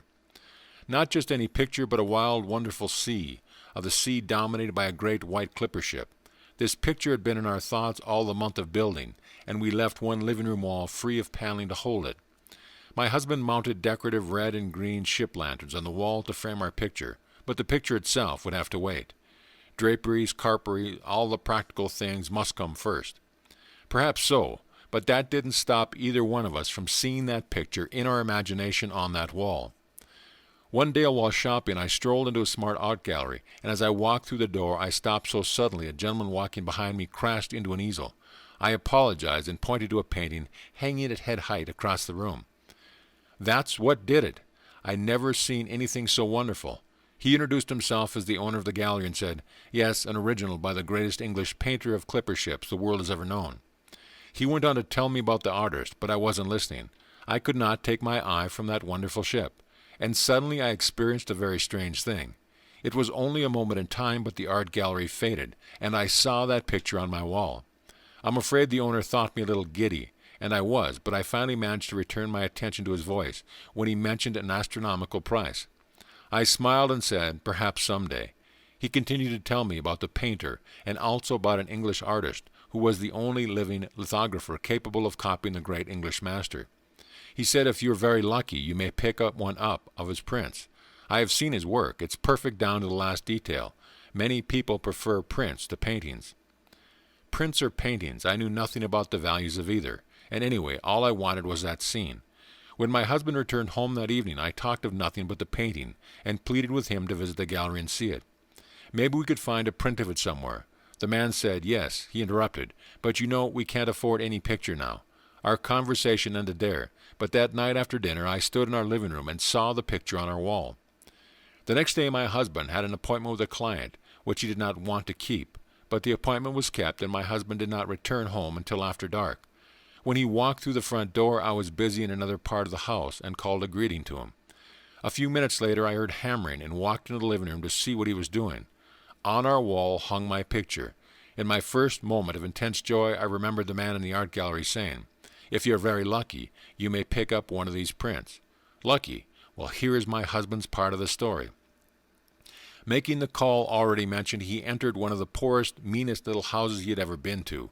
The client introduced himself and led my husband into a tiny dark dining room where the two of them sat down at a bare table. As my husband put his briefcase on the tabletop, he looked up and saw the picture on the wall. He confessed to me he had conducted a very sloppy interview because he couldn't take his eyes from that picture. The client signed the contract and gave a check as down payment, which, as my husband believed at the time, was $10 short.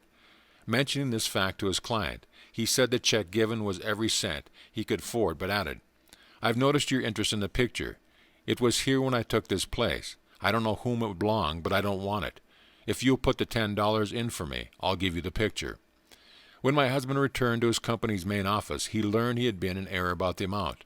He was not charged $10. Our picture on the wall, and it cost us nothing. A.A. Of R.L., who writes the following letter, it must be said, "In faith, lady, you have a merry heart." One day during a bus strike, I needed to go into the downtown area and had to walk 10 blocks from my home to the nearest bus in operation. Before starting home, I recalled there was no food market on this new route, and I wouldn't be able to shop for dinner. I had enough to manage a potluck meal, but I would need bread.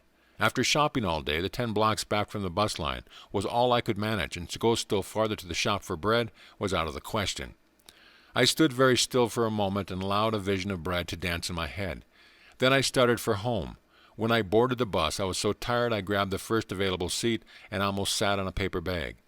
Now on a crowded bus, tired passengers rarely look directly at one another, so being naturally curious, I peeked into the bag. Of course, it was a loaf of bread. Not just any bread, but the very same bread I always buy. Trifles, all trifles, but they produce their trivia without price. Imagining accomplishes these things without the means generally reputed necessary to do so. Man rates wealth in a way that bears no relation to real values. Come, buy wine and milk without money and without price. Isaiah 55:1. End of chapter. Chapter 14. The Creative Moment. The natural man does not receive the gifts of the Spirit of God, for they are folly to him, and he is not able to understand them because they are spiritually discerned.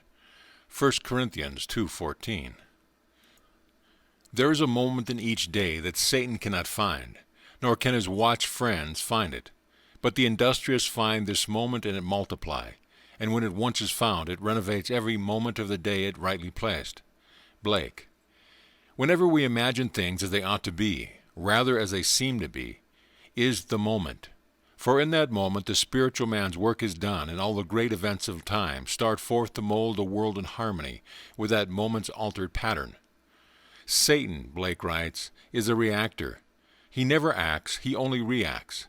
And if our attitude to the happenings of the day is reactionary, are we not playing Satan's part? Man is only reacting in his natural or Satan state. He never acts or creates. He only reacts or recreates. One real creative moment, one real feeling of the wish fulfilled, is worth more than the whole natural life of reaction. In such a moment, God's work is done. Once more we may say with Blake, God only acts and is in existing beings or men. This is an imaginal past and an imaginal future. If by reacting the past is recreated into the present, so by acting out our dreams of fancy can the future be brought into the present. I feel now the future in the instant. The spiritual man acts. For him, anything that he wants to do, he can do, and do at once in his imagination. And his motto is always, the moment is now. Behold, now is the acceptable time. Behold, now is a day of salvation. 2 Corinthians 6:2. Nothing stands between man and the fulfillment of his dream but facts, and facts are the creation of imagining. If man changes his imagining, he will change the facts.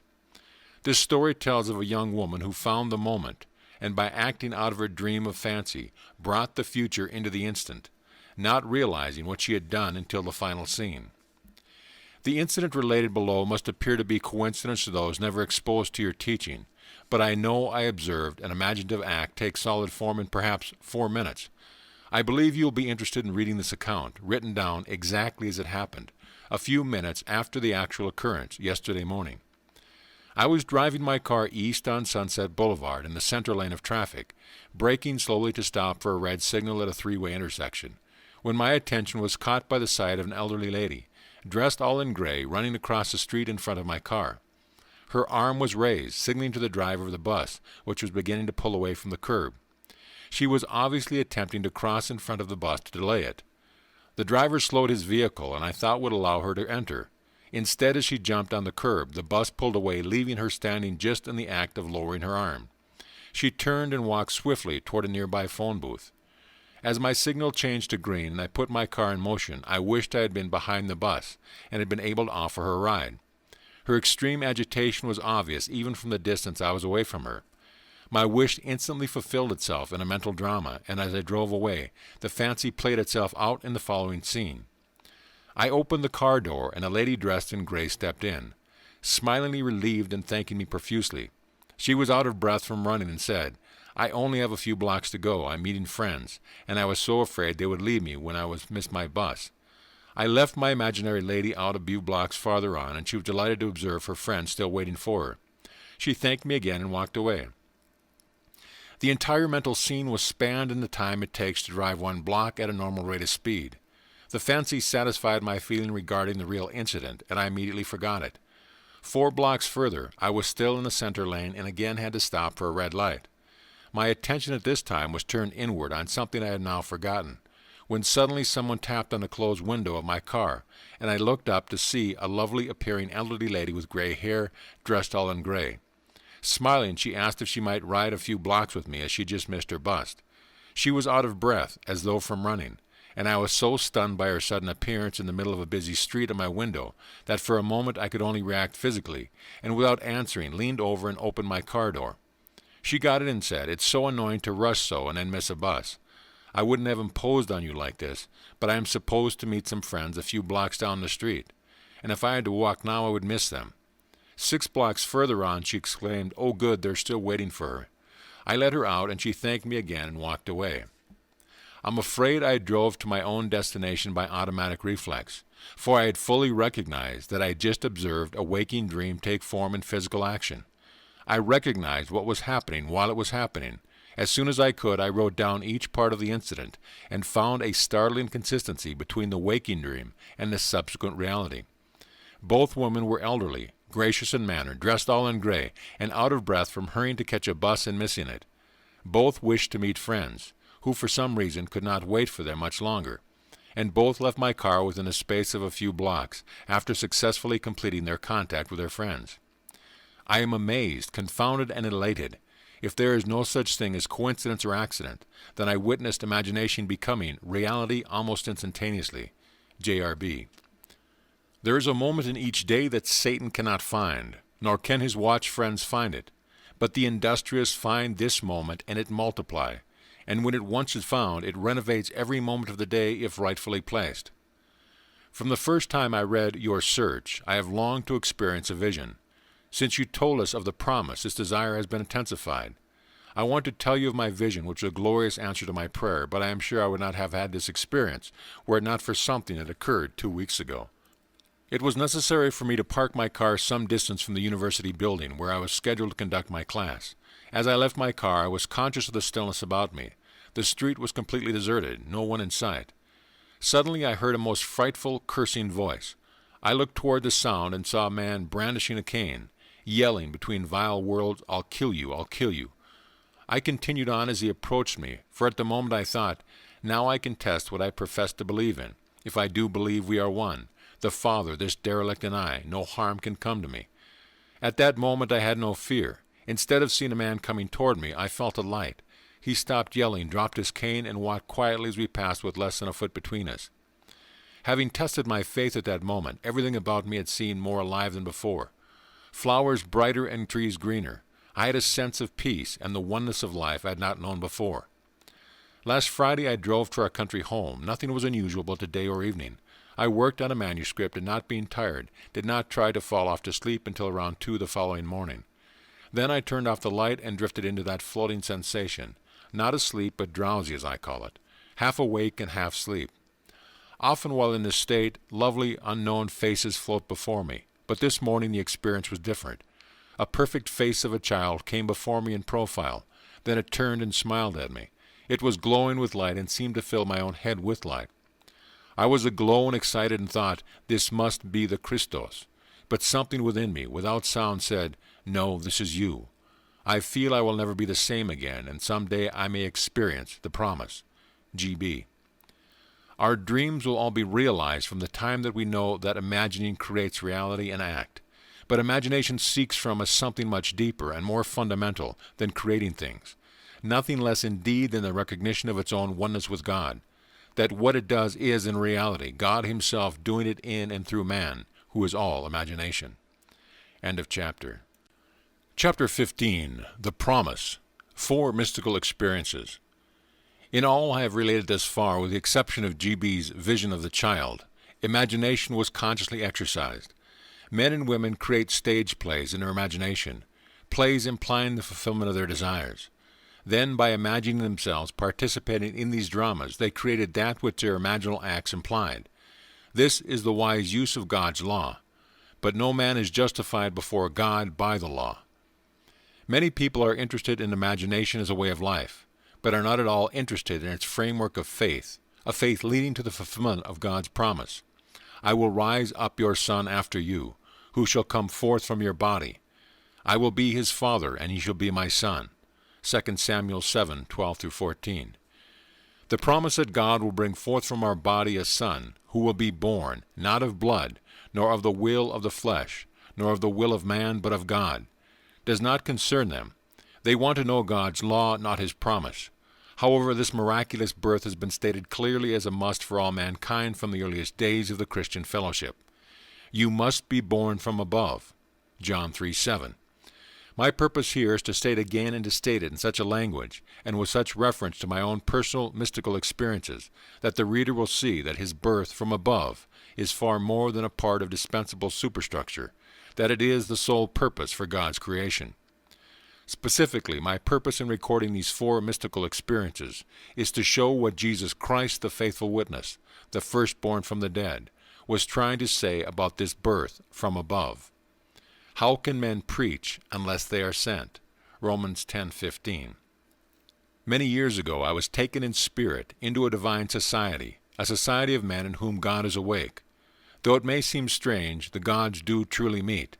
As I entered the society, the first to greet me was the embodiment of infinite might. His was a power unknown to mortals. I was then taken to meet infinite love. He asked me, what is the greatest thing in the world? I answered him in the words of Paul, faith, hope, and love. these three, but the greatest of these is love. At that moment he embraced me, and our bodies fused and became one body. I was knit to him, and loved him as my own soul. The words love of God, so often a mere phrase, were now a reality with a tremendous meaning. Nothing ever imagined by man could be compared with this love which man feels through his union with love. The most intimate relationship on earth is like living in separate cells compared with this union. While I was in this state of supreme delight, a voice from outer space shouted, "Down with the blue bloods!" At this blast I found myself standing before the one who had first greeted me, he who embodied infinite might. He looked into my eyes, and without the use of words or mouth, I heard what he told me, time to act. I was suddenly whisked out of the divine society and returned to earth. I was tormented by my limitations of understanding, but I knew that on that day the divine society had chosen me as a companion, and sent me to preach Christ, God's promise to man. My mystical experience had brought me to accept literally the saying that all the world's a stage, and to believe that God plays all the parts. The purpose of the play? To transform man, the created, into God, the Creator. God loved man, His created, and became man in faith that this act of self-commission would transform man, the created, into God, the Creator. The play begins with the crucifixion of God on man, as man, and ends with the resurrection of man, as God. God becomes as we are, that we may be as He is. God becomes man, that man may become first a living being, and secondly, a life-giving spirit. I have been crucified with Christ. It is no longer I who live, but Christ who lives in me. And the life I now live in the flesh, I live by faith in the Son of God, who loved me and gave Himself to me. Galatians 2:20. God took up Himself the form of man and became obedient unto death, even death on the cross of man, and is crucified on Golgotha, the skull of man. God Himself enters death's door, the human skull, and lies down in the grave of man, to make man a living being. God's mercy turned death into sleep. Then began the prodigious and unthinkable metamorphosis of man, the transformation of man into God. No man, unaided by the crucifixion of God, could cross the threshold that admits to conscious life, but now we have union with God in His crucified self. He lives in us as our wonderful human imagination. Man is all imagination, and God is man, and exists in us and we in Him. The eternal body of man is the imagination, that is, God Himself. When He rises in us, we will be like Him, and He will be like us. Then all impossibilities will dissolve in us at the touch of exaltation, which His rising in us will impart to our nature. Here is the secret of the world.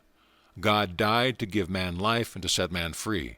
For however clearly God is aware of His creation, it does not follow that man, imaginatively created, is aware of God. To work this miracle, God had to die, then rise again as man, and none has ever expressed it so clearly as William Blake. Blake says, or rather has Jesus say, "Unless I die, thou canst not live, but if I die, I shall arise again, and thou with me. Wouldst thou love one who never died for thee, or ever die for one who had not died for thee? And if God dieth not for man, and giveth not Himself eternally for man, man could not exist. So God dies, that is to say, God has freely given Himself for man. Deliberately, He has become man and has forgotten that He is God, in the hope that man, thus created, will eventually rise as God. God has so completely offered His own self for man that He cries out on the cross of man, my God, why hast thou forsaken me?" He has completely forgotten that He is God. But after God rises in one man, the man will say to his brothers, "Why stand we here trembling around, calling on God for help, and not ourselves in whom God dwells?" The first man that has been raised from the dead is known as Jesus Christ, the first fruits of those who have fallen asleep, the firstborn of the dead. For man God died, now by a man has come also the resurrection of the dead. Jesus Christ resurrects His dead Father by becoming His Father. In Adam, the universal man, God sleeps. In Jesus Christ, the individualized God, God wakes. In waking, man the created has become God, the Creator, and can truly say, "Before the world was, I am." Just as God in His love for man so completely identified Himself with man that He forgot that He was God, so man in his love for God must so completely identify himself with God that he lives the life of God, that is, imaginatively. God's play which transformed man into God is revealed to us in the Bible. It is completely consistent in imagery and symbolism. The New Testament is hid in the Old Testament, and the Old is manifested in the New. The Bible is a vision of God's law and His promise. It was never intended to teach history, but rather to lead man in faith through the furnaces of affliction to the fulfillment of God's promise, to rouse man from his profound sleep and to awaken him as God. Its characters live not in the past, but in an imaginative eternity. They are personifications of the eternal spiritual states of the soul. They mark man's journey through eternal death and his awakening to eternal life. The Old Testament tells us of God's promise. The New Testament tells us not how this promise was fulfilled, but how it is fulfilled. The central theme of the Bible is the direct, individual, mystical experience of the birth of the child, that child of whom the prophet spoke. To us a child is born, to us a son is given, and the government will be upon his shoulder, and his name will be called Wonderful Counselor, Mighty God, Everlasting Father, Prince of Peace. Of the increase of his government and peace there will be no end. Isaiah 9:6-7. When the child is revealed to us, we see it, we experience it, and the response to this revelation can be stated in the words of Job. I have heard of thee by the hearing of the ear, but now my eye sees thee. The story of the Incarnation is not fable, allegory, or some carefully contrived fiction to enslave the minds of men, but mystical fact. It is a personal, mystical experience of the birth of oneself, out of one's own skull, symbolized in the birth of a child, wrapped in swaddling clothes and lying on the floor. There is a distinction between hearing of this birth of a child from one's own skull, a birth which no scientist or historian could ever possibly explain, and actually experiencing the birth, holding in your own hands and seeing with your own eyes this miraculous child, a child born from above out of your own skull, a birth contrary to the laws of nature. The question as it is posed in the Old Testament, ask now and see, can a male bear a child? Why then do I see every man with his hands delivering himself like a woman in labor? Why has every face turned pale? The Hebrew word chalitz, mistranslated loins, means to draw out, to deliver, to withdraw self. The drawing of oneself out of one's own skull was exactly what a prophet foresaw as a necessary birth from above, a birth giving man entrance into the kingdom of God and reflective perception on the highest levels of being. Throughout the ages, deep calls to deep, rouse thyself. Why sleepest thou, O Lord? Awake. The event as it is recorded in the Gospel actually takes place in man, but of that day and that hour when the time will come for the individual to be delivered, no one knows but the Father. Do not marvel that I said to you, you must be born from above. The wind blows where it wills, and you hear the sound of it, but you do not know whence it comes or whither it goes. So it is with every one who is born of the Spirit. John 3:7-8. This revelation in the Gospel of John is true. Here is my experience of this birth from above. Like Paul, I did not receive it from man, nor was I taught it. It came through the actual mystical experience of being born from above. None can speak truly of this mystical birth from above but one who has experienced it. I had no idea that this birth from above was literally true. Who, before the experience, could believe that the child, the wonderful counselor, the mighty God, the everlasting Father, the Prince of Peace, was enwoven in his own skull? Who, before the experience, would understand that his Maker, in his husband and the Lord of hosts, is his name? Who would believe that the Creator went unto his own creation, man, and knew it to be himself, and that this entrance into the skull of man, this union of God and man, resulted in the birth of a son out of the skull of man, which birth gave to that man eternal life and union with his Creator forever? If I now tell what I experienced tonight, I do not impose any ideas on others, but that I may give hope to those who, like Nicodemus, wonder how can a man be born when he is old? How can he enter a second time into his mother's womb and be born? How can this be? This is how it happened to me. Therefore I will now write the vision, and make it plain upon tablets, so he may run who reads it. For still the vision awaits its time. It hastens to an end. It will not lie. If it seems slow, wait for it. It will surely come. It will not delay. Behold, he whose soul is not upright in him shall fail, but the righteous shall live by his faith. In the early hours of the morning of July 20th, 1959, in the city of San Francisco, a heavenly dream in which the arts flourished was suddenly interrupted by the most intense vibration centered at the base of my skull. Then a drama, as real as those I experience when I am fully awake, began to unfold. I awoke from a dream to find myself completely entombed within my skull. I tried to force my way out through its base.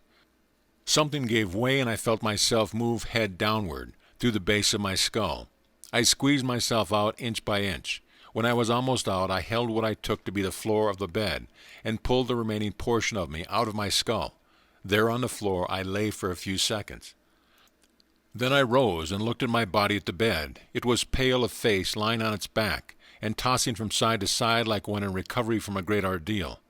As I contemplated it, hoping that it would not fall off my bed, I became aware that the vibration, which started the whole drama, was not only in my head, but now was also coming from the corner of the room. As I looked over to the corner, I wondered if the vibration would be caused by a very high wind, a wind strong enough to vibrate the window. I did not realize that the vibration which I felt within my head was related to that which seemed to be coming from the corner of my room. Looking back to the bed, I discovered that my body was gone, but in its place sat my 3 older brothers. My oldest brother sat where the head was. My second and third brothers sat where the feet were. None seemed to be aware of me, although I was aware of them and could discern their thoughts. I suddenly became aware of the reality of my own invisibility. I noticed that they too were disturbed by the vibration coming from the corner of the room. My third brother was the most disturbed and went over to investigate the cause of the disturbance.